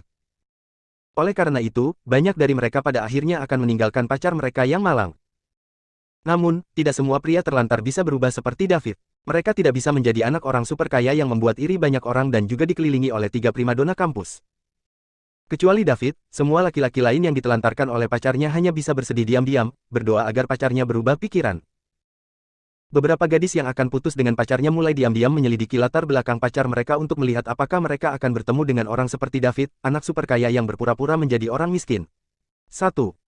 Namun, hasilnya seringkali semakin mereka tahu, semakin kecewa mereka. Akhirnya, mereka akan semakin bertekad untuk pergi. Tentu saja, yang lebih dikhawatirkan semua orang adalah nasib mantan pacar David dan orang yang berselingkuh dengannya. Keluarga Leo bangkrut dan dia sendiri masuk penjara. Di sisi lain, Sarah menderita depresi dan putus sekolah sebelum menyelesaikan studinya. Semua orang bisa dianggap gembira setelah menemukan bagaimana keduanya berakhir. David pun melihat rumor tersebut beredar di grup chat kelasnya, namun ia tidak menganggapnya serius. Dia bisa menghentikan mereka secara paksa karena mereka tidak punya hak untuk membicarakan hal ini. Tetap saja, meskipun dia bisa menghentikannya, dia tidak perlu melakukannya. Mereka memiliki kebebasan berbicara. Selain itu, dengan statusnya saat ini, terlalu melelahkan untuk mempedulikan hal-hal yang tidak relevan tersebut. Kelas sore berlalu saat semua orang menantikan malam. Ketika bel jam pelajaran terakhir berbunyi, David berdiri dan berkata setelah dosen pergi, semuanya, sebagai ucapan terima kasih atas perhatian Anda selama 3 tahun terakhir, atas permintaan Anda, saya akan mentraktir Anda semua makan malam-malam ini. Semuanya, silakan menuju ke Golden Leaf Hotel. Sekarang jam 4:30 dan kita akan berkumpul di Golden Leaf Hotel pada jam 7. Semua salam David. David, aku mencintaimu. Begitu David selesai berbicara, seluruh kelas bersorak. Setelah semua orang bersorak, David berkata, semua orang di kelas dipersilakan. Saya harap Anda semua bisa hadir. Lagi pula, kami telah berkumpul di sini dari seluruh penjuru negeri, dan tidak mudah untuk ditempatkan di kelas yang sama. Saya percaya apakah itu dalam 10 tahun atau 20 tahun, 4 tahun kehidupan universitas ini akan menjadi waktu yang indah yang tidak akan pernah kami lupakan. Setelah keluar dari kelas, David langsung menuju South River International Residence. Pada saat yang sama, dia memanggil Bibi Sally dan memintanya untuk menyiapkan beberapa meja makanan saat dia mentraktir makan malam teman sekelasnya. Patrick dan geng kembali ke asrama mereka untuk mandi dan berganti pakaian. David telah meminta mereka untuk mengatur kelas dan pergi ke Golden Leaf Hotel bersama setelah mereka selesai mandi. Sekitar pukul 5:30, David tiba di Golden Leaf Hotel. Sally dan Diana sudah menunggunya di hotel. David mengobrol dengan Bibi Sally dan Bibi Diana. Dia sudah memberi tahu manajer lobi bahwa jika seseorang datang mencarinya, dia harus membawa mereka langsung ke ruang pribadi yang telah disiapkan. Tidak butuh waktu lama bagi Patrick untuk membawa teman-teman sekelasnya. Ada hampir 60 orang di kelas, dan semua orang hadir. Lagi pula, tidak banyak kesempatan bagi mereka untuk bersantap di Hotel Bintang 8. Jika mereka melewatkan kesempatan ini, mereka tidak akan memiliki kesempatan lagi di masa depan. Bahkan Dean, yang selalu marah pada David secara internal, tidak dapat menahan godaan dan akhirnya mengikuti mereka. Kondisi keluarga Dean hanya bisa dibilang biasa saja. Meskipun mereka dianggap keluarga yang cukup kaya, ini adalah pertama kalinya dia memasuki Hotel Bintang 8, yang harganya sangat mahal. Setelah memasuki lobi Golden Leaf Hotel, semua orang dikejutkan oleh kemegahan tempat itu. Lampu gantung megah yang tergantung di atas aula bernilai puluhan juta. Ada lebih dari 50 orang dalam kelompok itu. Kecuali Patrick dan beberapa teman sekelas dari keluarga kaya yang pernah datang ke sini sebelumnya, semua orang melihat. Bab 715. Patrick, kamu datang ke sini untuk makan sebelumnya. Seberapa mahal itu, sungguh? Seorang teman sekelas di sebelah Patrick bertanya. Saya sudah sangat jarang ke sini. Untuk ke sini, minimal biaya per orang harus lebih dari 10.000 rupiah, jawab Patrick. Hah, biaya per orang lebih dari 10.000? Itu sangat mahal. Lalu apakah itu berarti biayanya 500 atau 600 ribu untuk 50-60 dari kita? Ini membuat takut semua orang. Biaya minimum per orang melebihi 10.000 berarti konsumsi minimum 50 atau 60 orang di seluruh kelas adalah 500 hingga 600 ribu. Di antara teman sekelas tersebut, masih banyak siswa yang kondisi keluarganya kurang baik. Biaya hidup bulanan mereka berkisar antara 1 hingga 2.000 dolar. Konsumsi minimal 10.000 sudah cukup untuk biaya hidup mereka selama setahun. Kehidupan orang kaya begitu mewah. Apakah David benar-benar rela membelanjakan begitu banyak uang untuk kami? Banyak orang mulai memiliki ide untuk melepaskan makanan ini. Terutama karena mereka belum melihat David. Mungkinkah dia menahan mereka? Jika mereka akhirnya harus pergi ke Belanda untuk makan ini, mereka tidak akan mampu membelinya sama sekali. Ini hanya standar minimal. Tidak mungkin orang yang mampu datang ke sini untuk mengkonsumsi jumlah minimum ini. Saya pikir karena kita memiliki begitu banyak orang, kita mungkin akan menghabiskan jutaan dolar atau bahkan lebih. Kata Patrick. Jutaan. Kata-kata Patrick sekali lagi membuat hati banyak siswa dari keluarga biasa gelisah. Mereka benar-benar tidak mau makan makanan ini lagi. Menurut pendapat mereka, tidak ada yang akan menghabiskan hampir 1 juta dolar untuk mentraktir mereka makan. Ini bukan cara menghabiskan uang bahkan jika seseorang punya uang, kan? Bukankah lebih baik membeli rumah atau mobil? Mereka akan habis jika diminta untuk membayar tagihan nanti. Bahkan jika mereka menjadi orang Belanda, setiap orang tetap harus membayar 20.000 dolar. Di mana Daud? Kenapa dia tidak ada di sini? Seseorang bertanya lagi. Ya, mengapa David tidak ada di sini? Kelompok itu mulai berdiskusi di antara mereka sendiri. Tampaknya setelah mereka mendengar Patrick berbicara tentang harga, banyak dari mereka merasa bahwa David mungkin akan melawan mereka. Ini adalah pertama kalinya dia mentraktir mereka makan dan dia akan menghabiskan jutaan. Bahkan jika dia berasal dari keluarga kaya, itu bukanlah cara untuk melakukan sesuatu. Patrick juga mencari David. David hanya memintanya untuk mengatur siswa di kelas dan membawa mereka. Setelah itu, apa lagi? Tentu saja, dia merasa bahwa David tidak akan sengaja gagal menemui mereka. Ini karena dia telah melihat kemampuan David. Jika bukan karena David semester lalu, dia akan tamat. Setelah apa yang terjadi, dia pergi mencari Six Camden. Dia adalah tokoh besar di dunia bawah tanah River City. Seluruh dunia bawah tanah River City akan bergetar jika dia menginjak kakinya. Namun, dia berlutut di depan David dan meminta maaf. Bisa dilihat betapa kuatnya seorang junior seperti David. Sementara itu, Dean diam-diam merasa senang. Dia berharap David sengaja gagal menemui mereka. Jika mereka ingin pergi ke Belanda, semua orang harus membayar 20.000. Jika dia berbohong kepada keluarganya dan menggigit peluru, dia akan mampu membayarnya selama dia bisa mengungkap wajah asli David. Dia tidak tahan dengan pria seperti David yang lebih baik darinya dalam segala hal. Bersambung.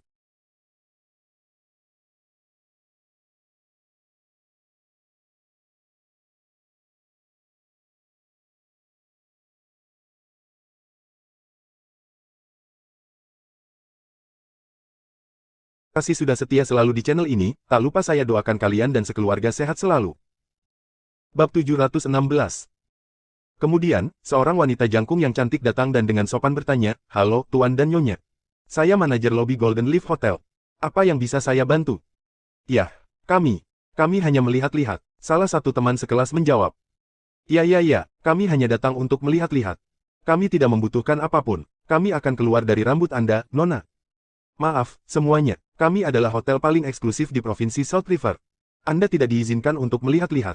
Silakan pergi jika Anda tidak memiliki urusan lain." Manajer cantik itu berkata dengan sopan. Tetap saja, ekspresinya menghina. "Kami di sini untuk melihat David. Apa dia tidak memberitahumu?" Sela Patrick. Dia tidak percaya David tidak mengurus hal-hal ini. "Jadi, Anda adalah tamu Tuan Liddell. Tuan Liddell telah menginstruksikan kami, dan kami telah mengatur tempat duduk. Silakan ikuti saya." Ketika manajer cantik itu mendengar mereka ada di sini untuk David, ekspresinya langsung berubah. Dia tersenyum dan berkata dengan hormat. Kata-kata manajer yang cantik juga membuat semua orang merasa nyaman. Ternyata David sudah mengaturnya. Sepertinya dia akan menghabiskan jutaan dolar untuk mentraktir mereka makan. Dia pasti ahli waris yang sangat kaya. Mereka mendengar manajer Golden Leaf Hotel memanggil David Liddell. Mereka harus saling mengenal. Dengan demikian, kelompok yang terdiri dari 50 atau 60 orang mengikuti manajer cantik Golden Leaf Hotel ke sebuah kamar pribadi yang besar. "Tunggu, semuanya, hidangannya sudah siap dan akan disajikan sebentar lagi," kata manajer lobi yang cantik sebelum meninggalkan ruang pribadi. "Silakan duduk, isi tempat duduknya." Patrick mulai mengatur. Mereka yang minum bisa duduk bersama. Dan mereka yang tidak minum bisa duduk bersama. Coba campur jenis kelamin. Ada pepatah lama, pekerjaan menjadi mudah ketika pria dan wanita bekerja sama. Semua orang mulai bekerja. Semua orang juga duduk di antara lawan jenis mereka. Namun, ada pengecualian. Ava duduk di sebelah seorang gadis yang berhubungan baik dengannya. Ada kursi kosong di sebelahnya. Dean segera berjalan dan duduk. Dia telah mengincar kesempatan ini untuk waktu yang lama. Hidup begitu indah dengan salah satu dari 3 Dewi SRU, Ava duduk di sebelahnya sementara dia makan makanan termahal dan minum anggur termahal di Provinsi South River. Rasanya sangat enak. Saat makanan disajikan, dia harus mengambil beberapa foto dan mempostingnya di media sosial. Akan lebih baik jika dia memasukkan Ava ke dalam foto. Dia bisa membuat teman-teman sekelasnya di sekolah iri padanya. Sementara Dean memanjakan imajinasinya, sebuah suara terdengar di telinganya. "Sasha, ayo, kita duduk di belakang." Setelah mengatakan itu, Ava menarik gadis di sebelahnya, bangkit dan duduk di meja sebelah. Dia sekarang memiliki gadis di kedua sisi. Banyak teman sekelas menahan tawa mereka saat melihat ini. Mereka bangun untuk berganti tempat duduk ketika mereka sudah duduk. Ava jelas tidak mau duduk di sebelah Dean.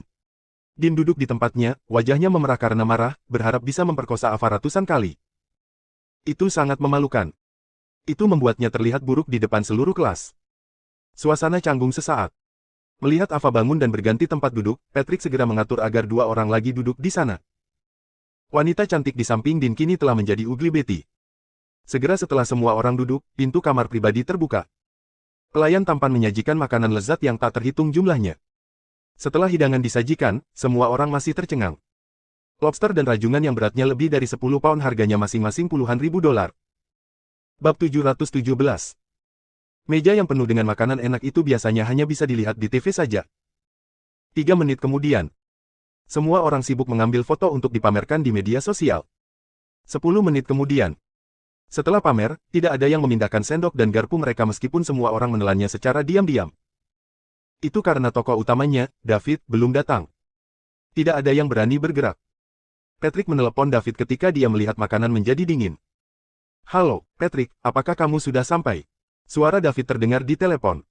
"David, kamu di mana? Kami sudah sampai, dan makanannya juga sudah siap. Semua orang menunggumu," kata Patrick. Ketika Patrick berbicara, semua orang memandangnya.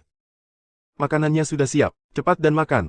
Kenapa kamu menungguku? Aku akan minum dengan kalian semua nanti. Jangan menungguku." "Oke, kami akan menggali lebih dulu." Patrick menutup telepon dan berkata, "Ayo gali." Jangan menunggu Daud. Dia sibuk dengan sesuatu sekarang. Dia akan datang nanti. Semua orang tetap diam bahkan setelah dia mengatakan itu. Patrick hanya bisa mengambil sendok dan garpunya dan mulai makan. Lalu semua orang menggali.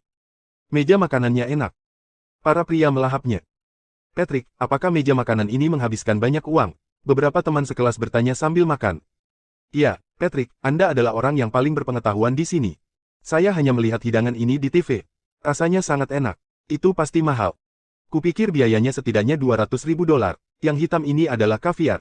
Ini adalah bahan premium. Ini adalah makanan terbaik yang pernah kumiliki. Ini bukan hanya yang terbaik tetapi juga yang paling mahal. Semua orang mengobrol. Mereka berbicara, tetapi itu tidak menghentikan mereka untuk makan. Mereka tidak bisa menghentikan tangan mereka. Saya salah. Saya pikir $1 juta akan cukup untuk puluhan dari kita. Saya tidak berharap David begitu murah hati. Saya juga kaget, kata Patrick. Apa masalahnya? Apakah meja ini melebihi ekspektasi Anda? Seorang teman sekelas bertanya. Ini melebihi harapan saya, jawab Patrick. Patrick, jangan membuat kami tegang. Berapa biaya makan kita? Ya, jangan biarkan kami dalam ketegangan. Saya hanya ingin tahu berapa harga anggur yang baru saja saya minum. Sesuap anggur itu harganya sekitar $10.000, Patrick berkata kepada teman sekelasnya. Apa? Sekitar $10.000 untuk seteguk anggur. Semua orang berhenti dan menatap Patrick dengan kaget. Jangan menatapku seperti itu. Harga resmi anggur merah top dunia adalah sekitar $300.000 per botol. Tidakkah menurutmu satu suapan akan menelan biaya $10.000? Teman sekelasnya, yang baru saja meminum anggur, tercengang. Apakah dia meminum biaya hidupnya sendiri selama setahun dalam sekali teguk? Apakah ini cara hidup orang kaya? $300.000 untuk sebotol anggur. Sebuah rumah di daerah kecil mereka hanya menelan biaya $200.000 hingga $300.000. Sebotol anggur bisa membelikan mereka rumah baru. Berapa meja makanan ini dan dua? Harga sebotol anggur. Seluruh meja berjumlah sekitar $1,5 juta. Bagaimanapun, ini adalah hotel bintang 8. Selain makanan, biaya tenaga kerja juga merupakan pengeluaran yang cukup besar. Ini sekitar $10 juta untuk 6 meja. Petik 2. $10 juta. Semua orang yang hadir ketakutan. Bab 718. Semua orang di sana merasa sedih karena satu meja makanan berharga $1,5 juta. Itu memang enak, dan mereka bahkan ingin menelan lidah mereka. Namun, pemikiran tentang biaya rata-rata $150.000 per orang membuat mereka kesal. Jika mereka harus memilih antara makan dan $150.000, mereka akan memilih $150.000. Mereka yang tidak berasal dari keluarga kaya mengira mereka dapat melakukan banyak hal dengan $150.000. Itu setara dengan pendapatan keluarga mereka selama bertahun-tahun. Tentu saja, itu adalah suguhan orang lain, dan mereka tidak punya pilihan, jadi mereka hanya bisa makan sebanyak yang mereka mau. Setiap gigitan ekstra adalah keuntungan. Tidak banyak orang yang minum pada awalnya. Namun, setelah mendengar bahwa sebotol anggur berharga $300.000, banyak gadis berebut untuk meminumnya. Bagaimanapun, ini adalah peluang. Dengan meminum beberapa teguk lagi, mereka akan memiliki sesuatu untuk dibanggakan di masa depan. Mereka adalah seseorang yang telah meminum anggur premium seharga $300.000 per botol. Setengah jam kemudian, tidak ada yang bisa makan lagi. Masih banyak sisa makanan di atas meja. Makanan seharga $1,5 juta per meja memiliki porsi yang sangat murah hati. Namun, tidak ada yang meninggalkan meja. Itu adalah kesempatan langka, dan jika mereka beristirahat dan pergi ke kamar kecil, mereka mungkin bisa makan lebih banyak. Saat itu, pintu kamar pribadi terbuka. David masuk dari luar. Semua orang bangun secara sukarela. Mereka berutang padanya setelah makan malam. David telah menghabiskan begitu banyak uang untuk mentraktir makan malam teman-teman sekelasnya. Para siswa yang sebelumnya memiliki beberapa pendapat tentang David sekarang juga penuh dengan kekaguman padanya. Dia telah membelikan seluruh kelas makanan seharga $10 juta. Tidak peduli seberapa kaya mereka, mereka tidak berpikir mereka bisa melakukannya. Mereka hanya akan mentraktir beberapa teman dekat untuk makan paling banyak. Namun, David sama sekali tidak mempermasalahkannya. Tidak peduli seberapa dekat atau buruknya hubungan mereka, dia memperlakukan semua orang dengan setara. Dengan kemurahan hati seperti itu, tidak heran dia kaya. Apakah semua orang puas dengan makanannya? Anda dapat memesan apapun yang Anda butuhkan. Jangan jadikan dirimu orang asing. Karena kamu keluar, nikmatilah, kata David setelah memasuki ruang pribadi. Ya, saya sangat puas. David, terima kasih banyak. Ini makanan terbaik yang pernah kumiliki. Ya, kami puas juga. Saya tidak berharap ada makanan lezat di dunia. Ini benar-benar pembuka mata. Semua orang memuji David. Ayo, mari kita bersulang untuk David atas kemurahan hatinya dalam mentraktir kita makan malam yang luar biasa ini. Dean mengambil botol anggur untuk menuangkan anggur, tetapi botol itu kosong. Ada 10 orang per meja dengan masing-masing 2 botol anggur, dan gelasnya sangat besar sehingga hampir tidak ada yang tersisa setelah semua orang menuangkan segelas untuk diri mereka sendiri. Ada lebih dari 50 siswa di kelas. 2/3 dari mereka tidak mau minum pada awalnya. Namun, mereka ingin mencobanya setelah mendengar bahwa anggur itu berharga $300.000. Bahkan Ava mencicipi beberapa. Dia juga bertanya-tanya seperti apa rasanya anggur mahal itu. Dean sedikit tertekan. Dia pikir dia bisa menggunakannya untuk membuat dirinya terlihat baik. Dia juga bisa punya alasan untuk minum lebih banyak. Ini karena anggurnya sangat enak. Harganya $300.000 per botol. Kesempatan seperti itu terjadi sekali dalam bulan biru. Namun, mereka telah menyelesaikannya. Dia terus memperhatikan botol itu. Dari apa yang baru saja dia amati, seharusnya ada sedikit yang tersisa. Namun, botol itu sekarang kosong. Kapan tepatnya mereka mengosongkannya? Dekan bingung. Apakah itu ketika dia pergi ke kamar mandi tadi? Itu pasti. Tidak mungkin anggur itu hilang tanpa alasan. Bab 719. Dia telah menontonnya sepanjang waktu. Cek, saya ceroboh. Orang lain telah mengalahkannya hingga $20.000 atau $30.000. Mengapa kita tidak mengganti anggur dengan teh? Tanya Dean canggung. David melihat gelas semua orang kosong, dan botol dibuka. Mengetahui mereka telah menghabiskan anggur, dia menekan bel panggilan di dinding. Teh tidak akan berhasil, bukankah ini pertama kalinya kita berkumpul bersama dalam 3 tahun? Dan tidak mudah untuk memiliki begitu banyak orang yang hadir. Minumlah lagi, kata Daud. Tidak, terima kasih, Daud. Anda telah menghabiskan banyak uang. Kami akan merasa tidak enak jika Anda memesan lebih banyak. Uang datang dan pergi, yang paling penting adalah semua orang menikmati makanan mereka. Karena saya mentraktir Anda, bukankah saya akan dipermalukan jika semua orang tidak bersenang-senang? Terserah saya hari ini. Sekarang, duduklah. Setelah David mengatakan itu, semua orang duduk tanpa keberatan lebih lanjut. Segera pintu kamar pribadi terbuka lagi. Manajer lobi yang cantik masuk. Tan, Liddell, apa yang bisa saya lakukan untuk Anda? Manajer cantik itu berkata dengan hormat. Sajikan 10 botol anggur ini lagi ke setiap meja. Oke, bernafsu sebentar, Tuan Liddell. Anggur akan segera diantarkan. Ada yang lain? Tidak. Kalau begitu aku akan keluar dulu. Tuan Liddell, Anda bisa menelepon saya jika Anda membutuhkan sesuatu. Manajer cantik itu berbalik dan meninggalkan ruang pribadi setelah dia selesai berbicara. 10 botol lagi per meja. Semua orang terkejut lagi. Harganya $300.000 per botol. 10 botol harganya $3 juta. 6 meja berharga $18 juta. Menambahkan apa yang baru saja mereka makan kebersamaan, makan malam mereka akan menelan biaya $30 juta. Ini, apa terlalu berlebihan? Berapa banyak uang yang dimiliki Daud? Tidak ada ahli waris kaya yang akan membelanjakan uang seperti itu. Orang-orang mulai bingung tentang David. David, kamu tidak perlu memesan sebanyak itu. Kami tidak bisa menyelesaikannya sama sekali. Bisakah kita mengembalikan beberapa dari mereka? Tanya Patrick. Meskipun dia tahu David punya uang dan koneksi, yang terakhir terlalu berlebihan. $30 juta untuk makan malam bersama teman sekelas. Bahkan orang terkaya di Summerland tidak akan melakukannya, bukan? Tidak apa-apa, Anda dapat mengambilnya kembali jika Anda tidak dapat menyelesaikannya. Aku tahu kamu suka ini. Saya akan mengirimi Anda 2 botol yang sudah berhenti diproduksi, kata David dengan santai. Dia sepertinya tidak peduli. Segera, anggur disajikan. Manajer menyampaikan instruksi David sesegera mungkin. David membuka botol dan mengisi gelasnya. Semua orang mulai menuangkan anggur. Sekarang, setiap orang memiliki segelas penuh anggur. David mengangkat gelasnya dan berkata, semuanya, tidak mudah bagi kita untuk berkumpul. Masih ada 1 tahun tersisa untuk kita sampai kita lulus. Saya harap Anda dapat mengingat waktu kami di universitas dimanapun Anda berada. Ini akan menjadi tanda yang tak terhapuskan dalam hidup kita. Saya harap kita bisa tetap berhubungan dan berkumpul lagi beberapa dekade kemudian. Bersulang. Bersulang. Semua orang berteriak bersama. Setelah 3 putaran anggur, David meminta manajer untuk segera membawa mereka ke area hiburan Golden Leaf Hotel untuk bernyanyi dan menari bersama. Kamar pribadi besar Golden Leaf Hotel masih terasa kosong setelah menampung 50 atau 60 orang. Semua orang sudah mabuk, dan dengan demikian, lebih santai. Seseorang segera mulai menari di tengah ruang pribadi. Selain itu adalah tarian yang melibatkan pria dan wanita. Semua orang berteriak, tentu saja. David ingin menyelinap keluar. Namun, Patrick dan yang lainnya menangkapnya.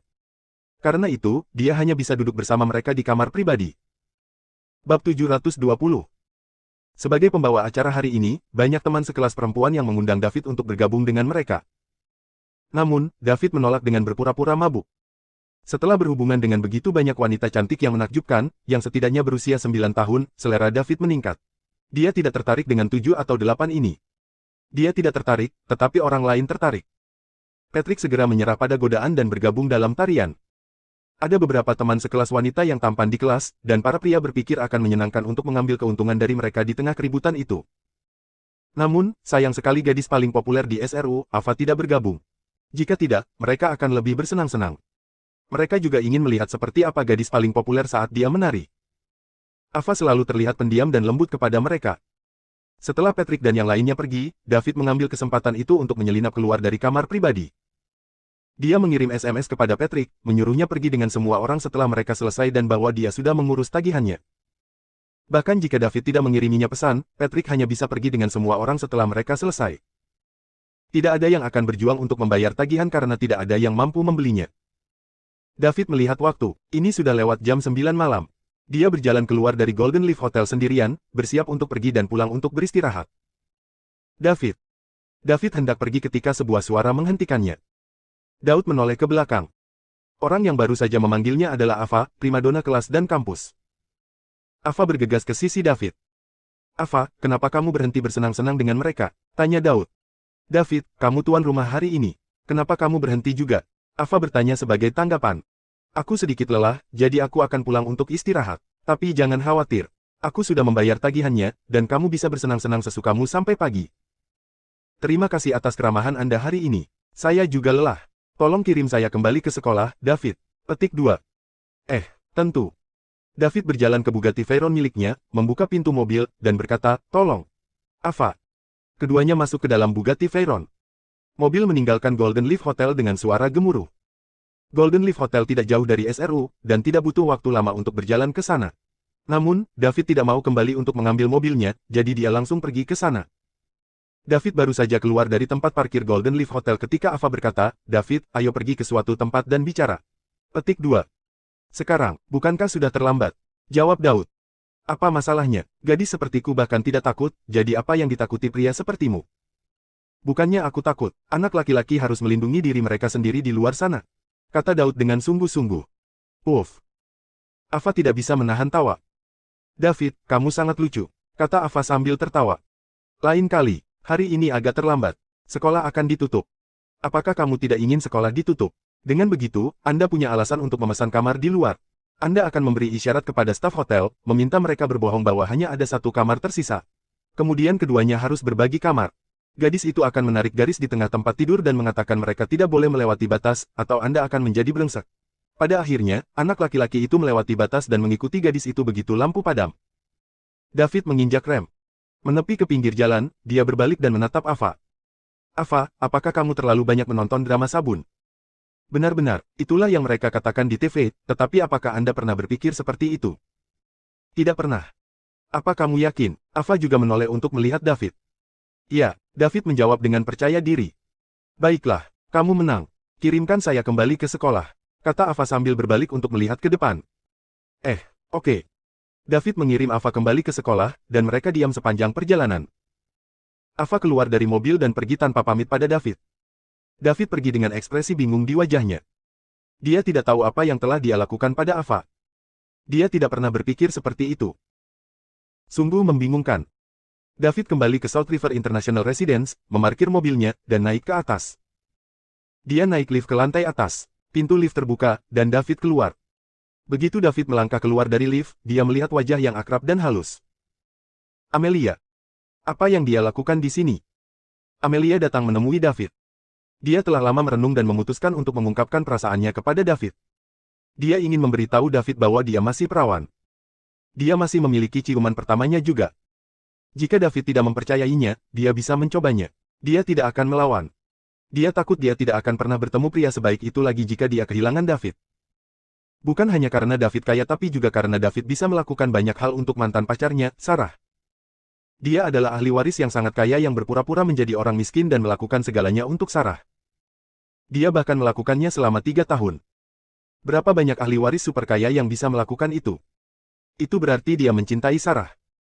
Sayang sekali Sarah tidak menghargainya. Jika dia adalah Sarah, dia tidak akan pernah mencampakkan pria seperti David demi uang. Uang penting saat ini. Namun, dia tidak akan pernah menukar tubuhnya untuk itu. Selain itu, ada hal yang lebih penting daripada uang. Ahli waris kaya di sekitarnya mengejarnya untuk berhubungan seks. Dia akan ditinggalkan begitu mereka bosan dengannya. Hanya David yang tidak seperti itu. Dia tidak hanya melakukan itu untuk Sarah. Hal yang sama terjadi terakhir kali dia di sini. Selain itu, sosok David telah terukir di hatinya sejak David menyelamatkannya dari Leo dan Jacob. Oleh karena itu, dia memutuskan untuk memberitahu David bagaimana perasaannya secepat mungkin. Fokus David bukan pada studinya saat ini. Dia mungkin meminta cuti kapan saja dan berhenti datang ke sekolah. Begitu pula semester lalu. Dia takut dia mungkin tidak akan pernah memiliki kesempatan untuk mengakui perasaannya. Namun, dia tidak tahu bahwa David mentraktir kelas untuk makan malam hari ini. Ketika dia tiba, dia membunyikan bel pintu, tetapi tidak ada yang menjawab. Dia menunggu di sana. Dia pikir David akan kembali pada malam hari. Dia telah menunggu lebih dari 1 jam sekarang. Dia akan pergi jika David masih belum kembali. Kalau tidak, dia harus tinggal di hotel ketika sekolah tutup. Saat dia akan pergi setelah menunggu sedikit lebih lama, pintu lift terbuka. Dia tahu itu pasti David. David adalah satu-satunya yang tinggal di lantai paling atas. Tidak ada orang lain yang akan datang ke sini. Kalau tidak, dia akan malu menunggu di sini begitu lama. Bab 721. Amelia, mengapa kamu di sini? Tanya David curiga. David, aku mencarimu, jawab Amelia. Jika Anda perlu menemui saya, Anda bisa menelepon saya atau mengirimi saya pesan.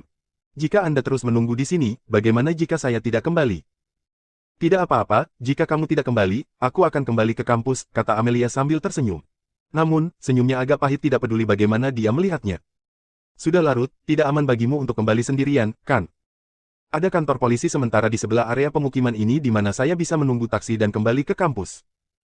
David tidak tahu harus berkata apa padanya untuk sementara waktu, jadi dia berjalan dan membuka pintu sebelum berkata, ayo bicara di dalam. Amelia mengikuti David ke dalam rumah. David menuangkan segelas air, menyerahkannya kepada Amelia, lalu duduk di sofa kulit dan bertanya, Amelia, apa yang kamu inginkan dariku? David, apakah menurutmu aku promiskuous? Tanya Amelia. Mengapa kamu tiba-tiba menanyakan pertanyaan seperti itu? Karena kupikir kau menghindariku sejak kau kabur tengah malam terakhir kali. Apakah inisiatif saya membuat Anda berpikir saya hanya seorang wanita promiskuous? Tidak mungkin, aku sangat sibuk akhir-akhir ini jadi itu sebabnya aku jarang kembali ke kampus. Menjadi sibuk hanyalah sebuah alasan untukmu, aku tahu kamu harus berpikir demikian di dalam hatimu, jika tidak, kamu tidak akan melakukannya. Bahkan enggan untuk mengirimiku pesan. Meskipun saya biasa bergaul dengan anak-anak kaya seperti Leo dan Jacob, saya tidak pernah membiarkan mereka memanfaatkan saya. Aku masih suci, jadi tolong jangan menganggapku seperti itu, oke? Aku sangat menyukaimu, kata Amelia tiba-tiba sambil terisak. David bingung untuk sementara waktu. Dia telah melihat banyak pergolakan besar dan dia telah membunuh banyak penjaga peringkat dewa. Namun, ketika menyangkut wanita, dia benar-benar bingung. Itu sebabnya dia selalu menghindari mereka sebanyak yang dia bisa. Terakhir kali, sesuatu hampir terjadi antara dia dan Amelia. Untungnya, dia diselamatkan oleh bibinya. Jika tidak, dia tidak akan menerima pengakuan Celia. Menurutnya, dia harus bertanggung jawab jika terjadi sesuatu. Pada akhirnya, dia berusaha sekuat tenaga untuk menghindari interaksi dengan Amelia. Namun, dia tidak berpikir bahwa dia akan datang kepadanya. Dia baru saja mengirim Ava pergi dan sekarang Amelia ada di sini. Ini sangat menyebalkan baginya. Dia tidak memiliki kualifikasi untuk menjadi bajingan. Berapa banyak pria di luar sana yang memimpikannya begitu banyak dewi terkemuka datang ke pintu mereka. Masuk akal bahwa setelah Sarah berselingkuh, dia harus memiliki mentalitas pendendam. Dia hanya akan mengatakan ya tanpa berpikir ketika dia menemukan hal semacam ini. Sayang sekali dia telah disembuhkan oleh Celia. Gadis yang telah menunggunya selama bertahun-tahun ini adalah orang yang tidak bisa dia kecewakan. Karena itu, dia hanya bisa meminta maaf kepada semua ikan lain di laut. Amelia, aku benar-benar tidak memikirkannya seperti itu. Kalau begitu katakan padaku, apa pendapatmu tentang aku? Kamu luar biasa dan cantik. Lalu kenapa kau tidak menyukaiku? Bahkan ketika saya datang kepada Anda ingin melarikan diri. Di South River University, saya menganggap diri saya tidak lebih buruk dari Luna dan Ava, kata Amelia sambil terisak. Amelia, aku sudah punya pacar, jadi tolong jangan lakukan ini. Kita bisa berteman, David berpikir sejenak dan berkata. Mustahil, kau berbohong padaku, kan? Saya tahu Anda pikir saya kotor, jadi itu sebabnya Anda mengatakan itu untuk membuat saya marah dan mencoba membuat saya menyerah, tapi saya benar-benar tidak apa yang Anda pikirkan. Anda dapat mencoba jika Anda tidak mempercayai saya. Amelia berdiri sambil menangis. Kemudian, dia datang dan memeluk David. Amelia, tenang, kata David tak berdaya. David, aku tidak bisa tenang. Aku menyukaimu dan aku ingin memberikan diriku padamu untuk membuktikan bahwa aku bersih. Anda melarikan diri terakhir kali tetapi kali ini, saya tidak akan membiarkan Anda melarikan diri. Setelah dia selesai berbicara, dia mencium bibir David sementara dia tertangkap basah. Bab 722. David hanya merasakan aroma manis melayang di wajahnya. Kemudian, bibir merah manis Amelia menempel di bibirnya. David merasa sedikit tersesat. Apakah saya dicium secara paksa? Sebelum dia bisa sadar kembali, mulutnya dipenuhi rasa manis. Kali ini, wajah menangis Celia tiba-tiba muncul di benak David. Tidak. Ini bukan Celia. Tidak. Aku tidak bisa melakukan apapun untuk mengecewakannya. Dia pacar resmiku. David kembali sadar dan Amelia masih menciumnya. David menggigil dan Amelia tiba-tiba terbang ke belakang sebelum duduk di tanah. Amelia, yang akhirnya bereaksi, mendapati dirinya duduk di tanah dan menangis keras dengan rasa sakit yang tajam di pantatnya. Daud bingung. Setelah beberapa saat, dia bangkit dan berjongkok di samping Amelia sebelum berkata dengan lembut, "Maaf, Amelia."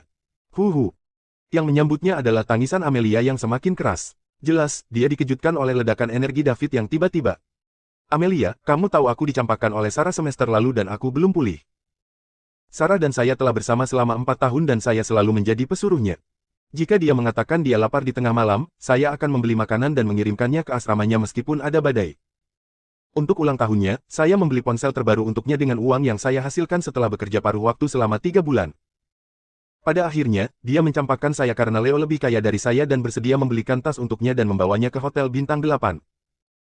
Hubungan kami selama 4 tahun tidak ada apa-apanya dibandingkan dengan seorang anak kaya yang rela membelanjakan uang untuknya. Dia bilang dia ingin memberiku hal terindah di hari pernikahan kami selama 4 tahun itu. Jadi, saya tidak pernah menyentuhnya, tetapi pada akhirnya, dia tidur dengan Leo hanya dalam beberapa hari. Siapa yang mengerti luka di hatiku? Jadi bisakah Anda memberi saya waktu?" David tulus ketika dia mengatakan itu. Sejujurnya, itu hanya untuk menghibur Amelia. Jika tidak, dia tidak tahu apa lagi yang akan terjadi malam ini. Dia merasa bahwa setelah dia pergi kali ini, dia tidak boleh terlalu sering kembali ke kampus. Dia tidak mampu menyinggung wanita-wanita ini. Jika mereka adalah musuhnya, dia hanya akan membunuh mereka. Namun, apa yang harus dia lakukan pada wanita-wanita yang sangat menyukainya? Dia tidak bisa menggunakan kekerasan. Karena itu, dia hanya bisa menghibur mereka dan kemudian memikirkan rencana nanti. Hari ini dia hanya bercanda dengan Ava mengatakan bahwa dia harus melindungi dirinya sendiri di luar sebagai seorang pria. Sekarang, dia dicium paksa oleh Amelia. Bab 723. Setelah mendengar apa yang dikatakan David, Amelia berhenti menangis dan mengangkat kepalanya untuk memperlihatkan wajah menangis yang lembut. Dia menatap David dan bertanya, "Benarkah?"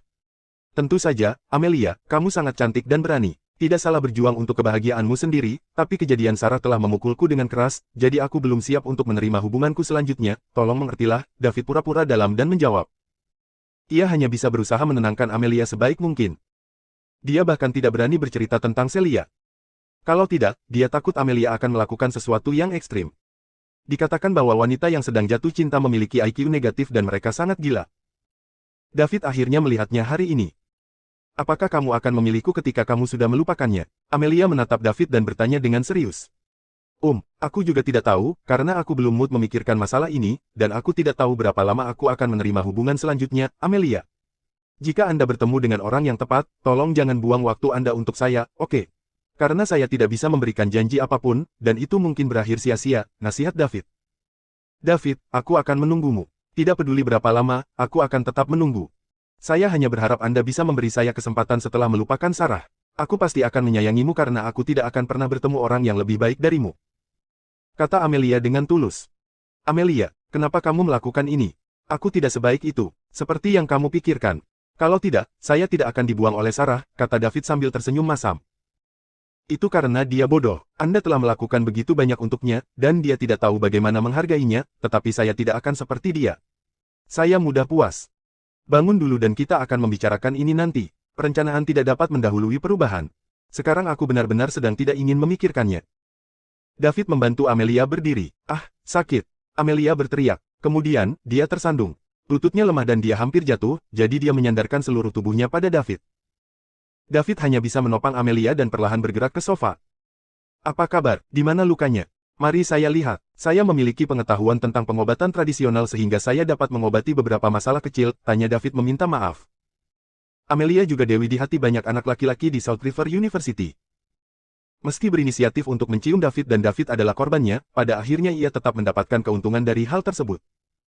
Akibatnya, dia malah menyakiti Amelia dengan semburan energinya, sehingga dia merasa sedikit menyesal. Untungnya, dia tahu tentang pengobatan tradisional kuno Summerland dan cedera kecil ini seharusnya bukan apa-apa. 1-1 baik-baik saja. Ini, hanya sedikit rasa sakit di pantat. Aku mungkin akan terluka ketika aku jatuh ke lantai setelah kamu mendorongku, kata Amelia lembut dengan wajah memerah. David terdiam ketika mendengar tentang cedera Amelia. Bagaimana dia akan memperlakukan bagian khusus ini? Dia perlu menggunakan perawatan jarum sehingga dia tidak bisa melakukannya melalui pakaian. Namun, jika dia melepas pakaiannya, itu akan menjadi lebih tidak pantas.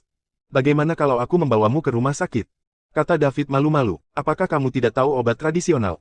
Mengapa saya harus pergi ke rumah sakit? Anda bisa memperlakukan saya secara langsung. Lokasi cedera ini agak istimewa, jadi aku akan membawamu ke rumah sakit. Saya tidak ingin pergi ke rumah sakit. Jika seorang dokter pria melihat saya, bukankah dia akan memanfaatkannya? Anda hanya harus memperlakukan saya. Saya baik-baik saja dengan Anda mengambil keuntungan dari saya. Amelia, kita masih berteman, itu akan merusak reputasimu jika tersiar kabar. Saya tidak bisa melakukan itu, David menggelengkan kepalanya dan berkata. Aku tidak memintamu melakukan apapun. Saat ini, Anda adalah seorang dokter dan saya seorang pasien. Plus, Anda hanya membantu saya mengobati luka saya. Ada juga dokter pria di Departemen Kebidanan dan Ginekologi. Apa masalahnya? Aku bahkan tidak bisa berjalan sekarang. Bagaimana saya akan pergi ke kelas besok jika Anda tidak membantu saya? Lagi pula, kaulah yang menyakitiku, jadi kaulah yang bertanggung jawab atas semua ini, kata Amelia marah.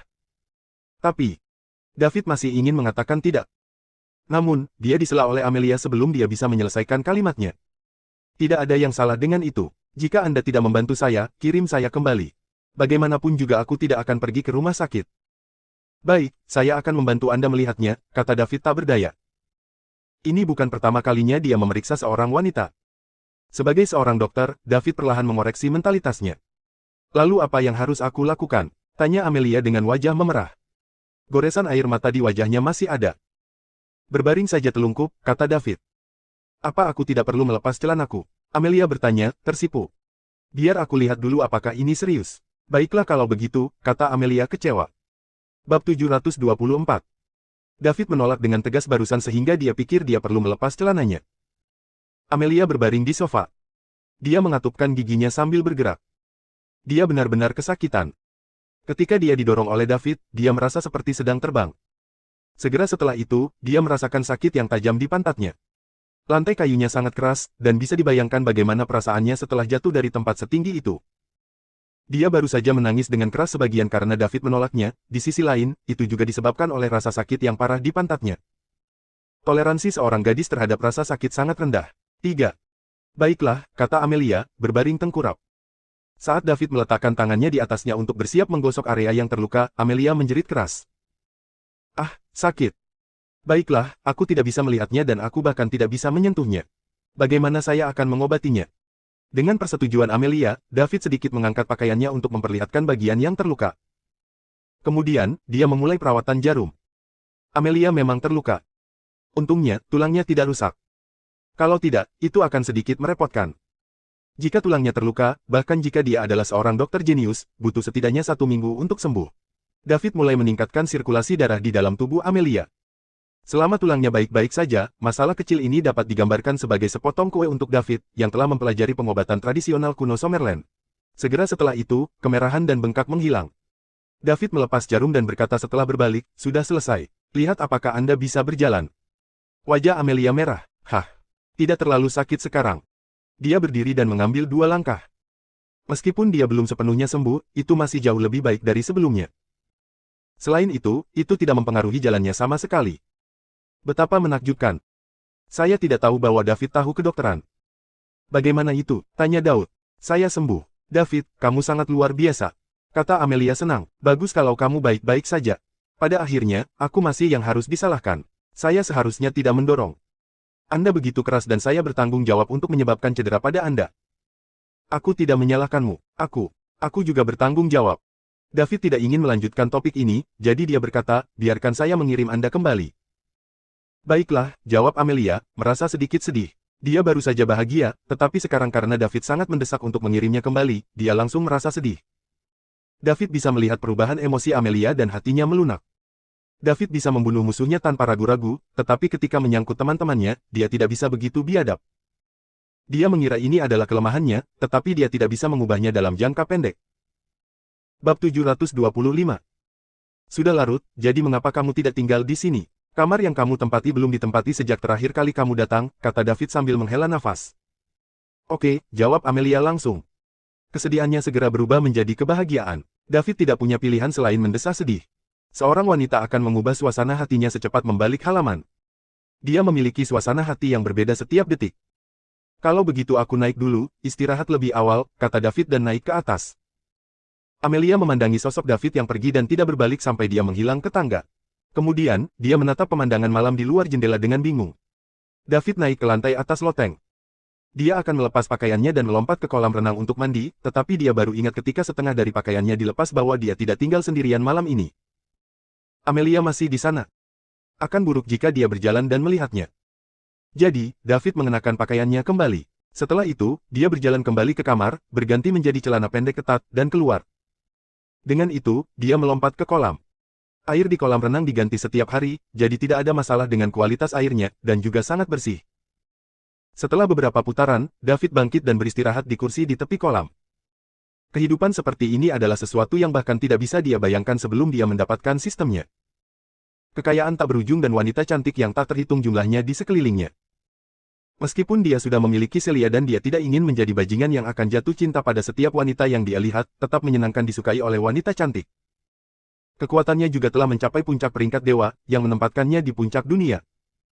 Bisa juga dikatakan bahwa dia telah mencapai titik di mana dia bisa melakukan apapun yang dia inginkan. Sekarang dia hanya membutuhkan kekuatan pikirannya untuk menerobos, kemudian menaikkannya ke batas level dewa dan mencapai puncak peringkat dewa di bawah batas ganda. Ketika itu terjadi, dia akan benar-benar berdiri di puncak dunia. Pada saat itu, bahkan jika semua God Ranker puncak di dunia bergabung, dia tidak akan takut pada mereka sama sekali. Ini mungkin yang diimpikan semua pria. Namun, hal itu telah disadari oleh seorang siswa miskin seperti dia. Namun, dibutuhkan 10.000 poin mewah untuk kekuatan pikirannya untuk menembus dan 9.000 poin untuk meningkatkan kekuatan pikiran ke tingkat puncak dewa. Diperlukan total 19.000 poin mewah. David menyalakan sistem dan melihat kelebihannya. Dia telah mencapai 5.247 poin. Dia percaya itu akan segera mencapai 10.000. Selama kekuatan pikirannya mencapai tingkat dewa, David merasa kekuatannya tidak akan jauh dari Mason. Masa depan menjanjikan. David berbaring di kursi di samping kolam dan mendesah sambil memandangi bintang-bintang di langit malam. Atap kolam terbuat dari kaca temper sehingga dia bisa melihat ke langit berbintang. Seperti yang diharapkan dari sebuah rumah senilai 400 juta. Ada alasan mengapa itu sangat mahal. David melihat pemandangan indah di langit dan menutup matanya perlahan. Kemudian, dia tertidur. Mungkin dia terlalu lelah selama periode ini. Ini adalah rumah pertamanya, dan disinilah dia juga merasa paling terikat. Dia hanya bisa tidur nyenyak dan memiliki ketenangan pikiran ketika dia ada di sini. Sementara dia merasa pening, David merasakan basah dan hangat di bibirnya. Dia tidak memperhatikannya. Teriakan mengganggu mimpi David. Ketika dia membuka matanya, dia melihat wajah halus di depannya. Bab 726. Pipi Amelia memerah dan dia menutup mulutnya, sedikit takut melihat David. Baru pada saat itulah David menyadari bahwa itu sama sekali bukan mimpi. Amelia menciumnya lagi. David tidak tahu bagaimana harus bereaksi sejenak. Saat ini, Amelia membungkuk dan meletakkan kepalanya di bahu David. Kemudian, dia menghela nafas di telinganya dan berkata dengan lembut, "David, apakah kamu mau? Selama Anda mengatakannya, saya akan setuju." David langsung digoda habis-habisan oleh rayuan Amelia yang terang-terangan. Saat ini, dia sangat ingin tidur dengan Amelie di tempat ini. Dalam situasi ini, pria normal manapun tidak akan mampu menahan diri. Wajah dan tubuh Amelia pasti di atas 95 tanda. Namun, alasan mengatakan kepadanya untuk tidak melakukannya. Meskipun dia bukan orang suci, dia tetaplah orang yang berprinsip. Jika dia tidur dengan Amelia sekarang, dia akan merasa nyaman untuk saat ini, tapi apa yang akan terjadi selanjutnya? Bagaimana dia akan menghadapi Amelia? Dia tidak bisa memberinya pengakuan yang layak setelah ini. Bagaimana dia menjelaskan hal ini kepada Celia? Gadis ini telah mencintainya dan menunggunya begitu lama. David melepaskan kekuatan pikiran yang kuat untuk mengendalikan hasratnya. Dia menenangkan diri perlahan, menarik napas dalam-dalam, dan berkata, "Amelia, jika kamu melakukan ini lagi, kita bahkan tidak akan berteman." Sebelum kita menjalin hubungan, aku tidak akan melakukan apapun denganmu. Jika saya melakukannya, itu tidak bertanggung jawab terhadap Anda dan juga diri saya sendiri. Silakan bangun. Amelia tidak menyangka David akan menjawab seperti itu. Saat melihat David sedikit marah, Amelia hanya bisa bangkit dan mundur dari tubuh David. Kemudian, dia berkata dengan nada meminta maaf, "Maafkan aku David. Aku mencintaimu jadi aku tidak bisa mengendalikan tubuhku. Aku bersumpah aku hanya melakukan ini padamu, dan aku baru saja memberimu ciuman pertamaku. Meskipun ada desas-desus negatif tentang saya tahu bagaimana melindungi diri saya sendiri. Tolong percayalah padaku." David bangkit dan berkata, "Aku akan kembali beristirahat. Kamu juga harus istirahat lebih awal." Setelah mengatakan itu, dia meninggalkan kolam, meninggalkan Amelia dalam keadaan linglung. David benar-benar berbeda dari pria lain. Apa yang harus saya lakukan? Saya pikir saya telah jatuh semakin dalam untuknya. David berbaring di tempat tidurnya setelah dia kembali ke kamarnya. Dia menarik kekuatan pikirannya dan terengah-engah. Ketika dia memejamkan mata, dia bisa melihat tubuh Amelia yang menakjubkan. 1. Saya tidak tahan ini. Sial. David mengeluarkan ponselnya untuk mengirimi Celia pesan. "David, apakah kamu merindukanku?" Segera, Celia membalas SMS-nya. Celia, "Ya, benar." David, "Berapa banyak?" Celia, "Sangat. Aku selalu merindukanmu." David, "Celia, aku juga merindukanmu. Tunggu aku akan pergi kembali ke ibu kota lusa." Celia, "Baiklah, semoga perjalananmu aman." David, "Kamu harus bersiap." Celia, "Tidak, maksudmu." David, "Aku hanya akan bersikap kasar kamu." Celia, tapi aku." David, "Apa?" Celia, "Aku sedang menstruasi." "Cak," teriak David. Malam ini, orang lain akan mengalami kesulitan tidur. Bab 727. David dan Amelia kembali ke kampus keesokan harinya. Ketika Bugatti Veyron melaju ke South River University, hal itu memicu serangkaian pertanyaan. Hampir semua orang menoleh untuk melihatnya. Mobil sport ini memang terlalu mewah dan terlalu mempesona. Setelah David memarkir mobilnya, Amelia membuka pintu dan turun dari kursi penumpang. Meskipun tidak ada yang terjadi antara dia dan David kali ini, bisa keluar dari mobilnya untuk dilihat oleh begitu banyak teman sekelas adalah pernyataan kepemilikan seluruh South River University. Dia tidak kembali ke kampus semalaman, jadi rumor ini pasti sudah menyebar sekarang. David pasti akan terlibat dalam kontroversi ini dan dia tidak dapat membuktikan ketidakbersalahannya bagaimanapun caranya. Bukankah itu Amelia, salah satu dari 3 primadona kampus? Mobil siapa itu? Mobil ini juga ada di kampus terakhir kali. Saya pikir itu milik David. Sial, David dan Amelia berkumpul. Apakah mereka tidur bersama tadi malam? Seharusnya begitu. Mereka pasti tidur bersama sejak mereka kembali bersama sepagi ini. Amelia memandangi murid-murid yang bertebaran di sekelilingnya. Dengan senyuman di wajahnya. David juga keluar dari mobil saat ini. Dia tahu membawa Amelia kembali ke sekolah akan menjadi kontroversi. Dia ingin Amelia keluar dari mobil ketika mereka berada di luar kampus karena menurutnya itu akan mempengaruhi reputasinya. Namun, Amelia menolak turun dari mobil. Dia bilang dia tidak takut, dan dia bahkan mengatakan bahwa pendapat orang lain adalah urusan mereka sendiri. Tidak ada yang bisa dilakukan David. Lagi pula dia tidak bisa memaksanya keluar dari mobil. Karena Amelia adalah seorang wanita dan dia tidak takut, apa yang harus dia takuti? Dengan statusnya saat ini, selama dia memiliki hati nurani yang bersih dan jujur, dia sama sekali tidak perlu peduli dengan pendapat orang lain. "David, aku pulang dulu," kata Amelia. "Baiklah, selamat tinggal," jawab David. Dia tahu bahwa fakta bahwa dia dan Amelia kembali ke kampus bersama akan segera menyebar ke seluruh kampus. Namun, dia tidak peduli. Lagi pula dia akan pergi ke ibu kota besok. Ketika dia kembali ke kelas, Patrick dan yang lainnya mengacungkan jempol. Hanya cara Ava memandang David agak tidak bisa dijelaskan. Dean juga senang. Jika David bersama Amelia, maka tidak ada yang akan bersaing untuk mendapatkan Ava bersamanya. Dia bahkan menipu David dan membuatnya kehilangan begitu banyak uang kemarin. Ini adalah yang terbaik dari kedua dunia. Kelas pagi berlalu dengan cepat. Sore harinya, sekolah mengadakan pesta penyambutan untuk menyambut mahasiswa baru tahun ini di South River University. David akan berbicara di pesta penyambutan sebagai senior. Di dalam kastil tua keluarga Chris di Falconia. Setelah berhari-hari memulihkan diri, tubuh Bond perlahan pulih. Dia tidak lagi keriput dan kurus seperti ketika dia baru bangun tidur. Namun, dia masih belum pulih ke masa jayanya. Lagi pula, dia telah tidur selama hampir 400 tahun. Semua fungsi tubuhnya telah merosot parah. Dia tidak bisa pulih sepenuhnya dalam waktu singkat, dan itu membutuhkan waktu yang tepat. Sekarang, dia akan merendam tubuhnya dengan harta surga dan bumi hampir setiap hari. Selain itu, ia juga akan mengonsumsi berbagai suplemen. Tubuhnya pernah mencapai tingkat di atas puncak peringkat dewa, jadi dia tidak kesulitan menanggung semua ini. Namun, dia baru saja bangun, jadi penyerapannya agak lambat. Dia perlu membangunkan fungsi tubuhnya secara perlahan agar semuanya bisa diserap lebih cepat. Akhirnya, dia akan dikembalikan ke masa jayanya yang dulu, alam di atas peringkat Dewa Puncak. Bond sekarang mencari-cari informasi tentang 5 kekuatan utama. Ide awalnya adalah setelah pulih ke puncaknya, dia akan langsung menghancurkan 4 kekuatan utama yang tersisa dengan sangat mudah. Ini agar keluarga Chris bisa berdiri di puncak dunia. Namun, sekarang, rencana itu telah berubah. Dia tidak akan bisa kembali ke puncaknya dalam jangka pendek. Karenanya, dia hanya bisa melakukan ini selangkah demi selangkah. Dia awalnya akan mengambil tindakan di Summerland dulu, tapi sekarang, sepertinya tidak semudah yang dia bayangkan. Itu terutama karena dia tidak bisa mendapatkan informasi rinci tentang Summerland. Jika dia tidak mengerti sesuatu, maka akan ada hal-hal yang tidak bisa dia prediksi. Bond tidak menyukai situasi seperti ini. Dia ingin mengenal musuhnya dengan baik sehingga dia bisa menjamin kemenangannya. Dia tidak bisa memberi lawannya kesempatan untuk melawan. Sayangnya, dia tidak dapat kembali ke puncaknya untuk saat ini. Jika tidak, dia tidak akan takut di dunia ini di mana kekuatan tempur tertinggi hanyalah Gatranker Puncak. Bahkan jika dia melawan semua kekuatan itu sendiri, dia masih bisa menang. Knock knock knock. Itu adalah suara seseorang yang mengetuk pintu. Masuk, kata Bond.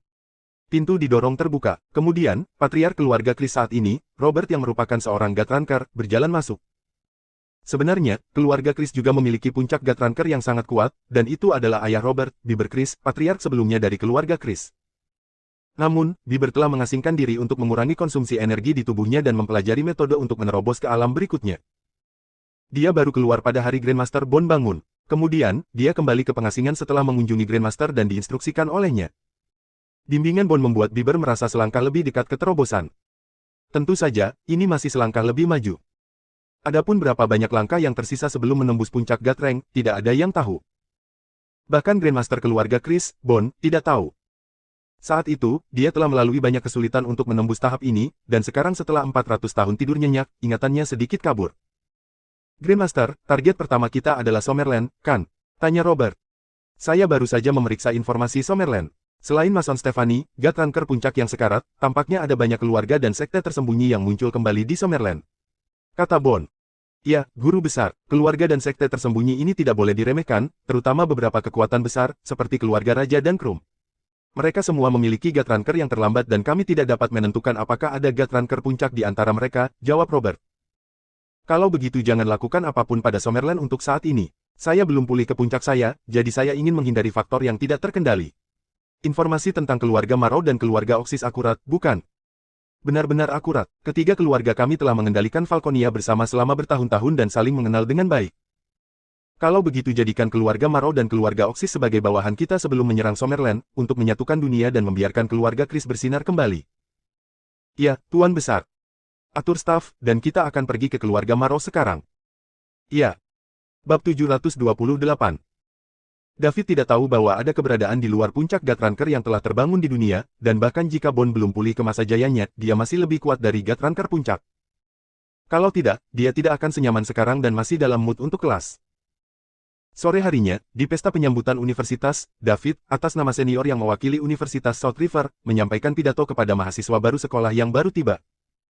Dia disambut dengan tepuk tangan meriah begitu dia naik ke panggung. Perbuatan David telah tersebar di sekitar South River University, itu membuatnya menjadi orang nomor 1 di South River University. Tidak hanya dia terkenal di kalangan tahun kedua, tahun ketiga, dan tahun keempat, tapi dia juga sangat populer di kalangan mahasiswa baru yang baru masuk sekolah.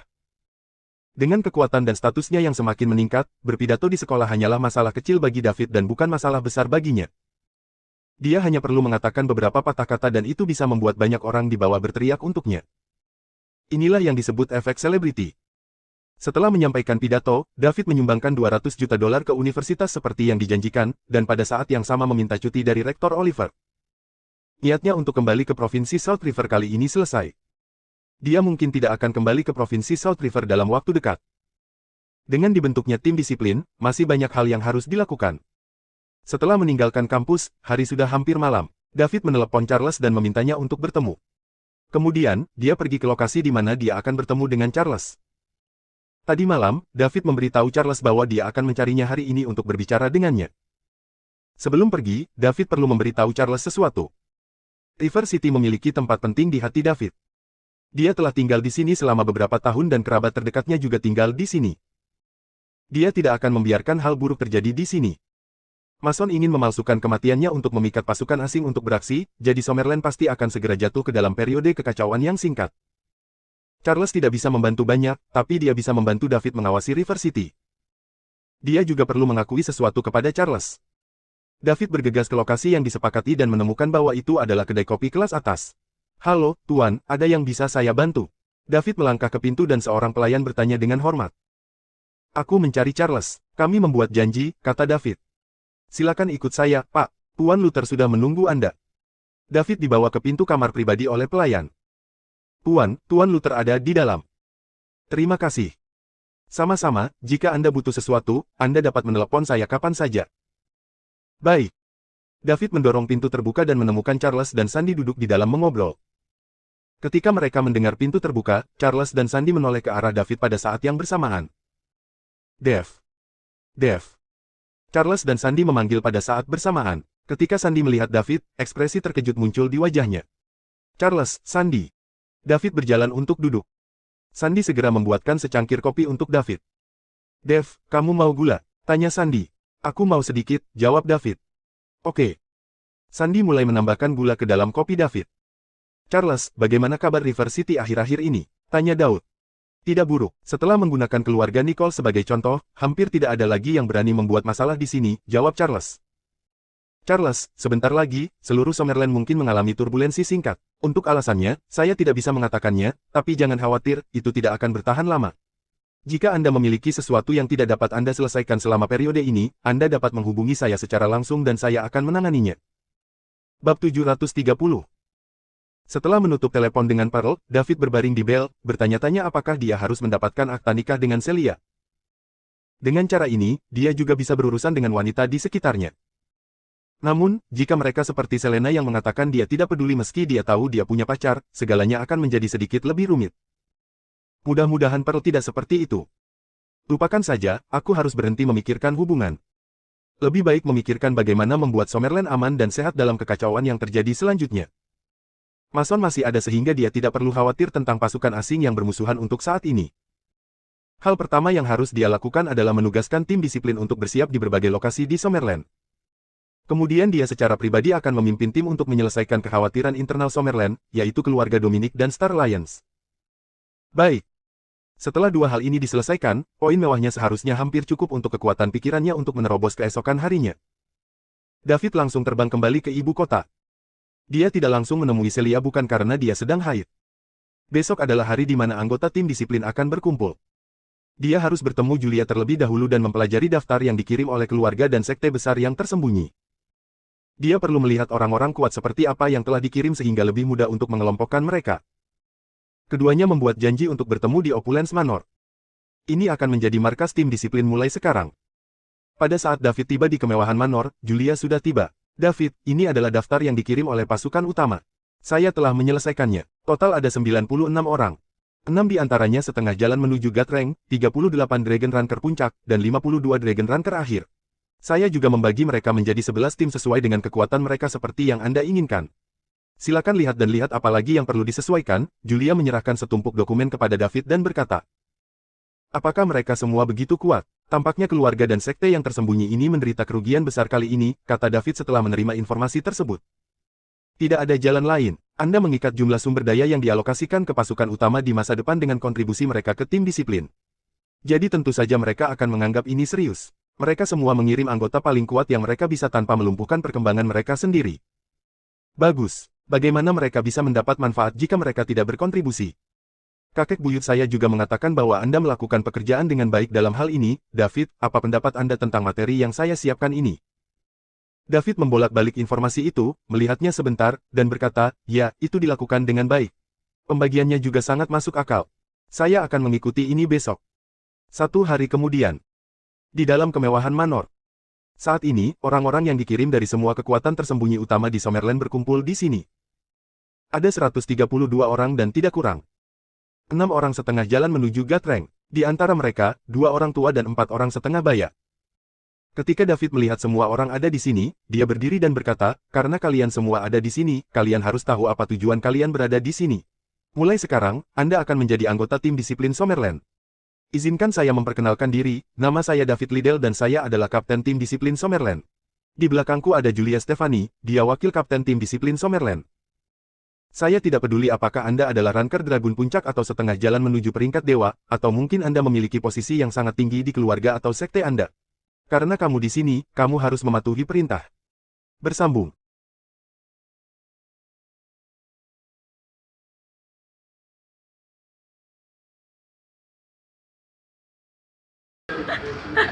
Wah, ini juga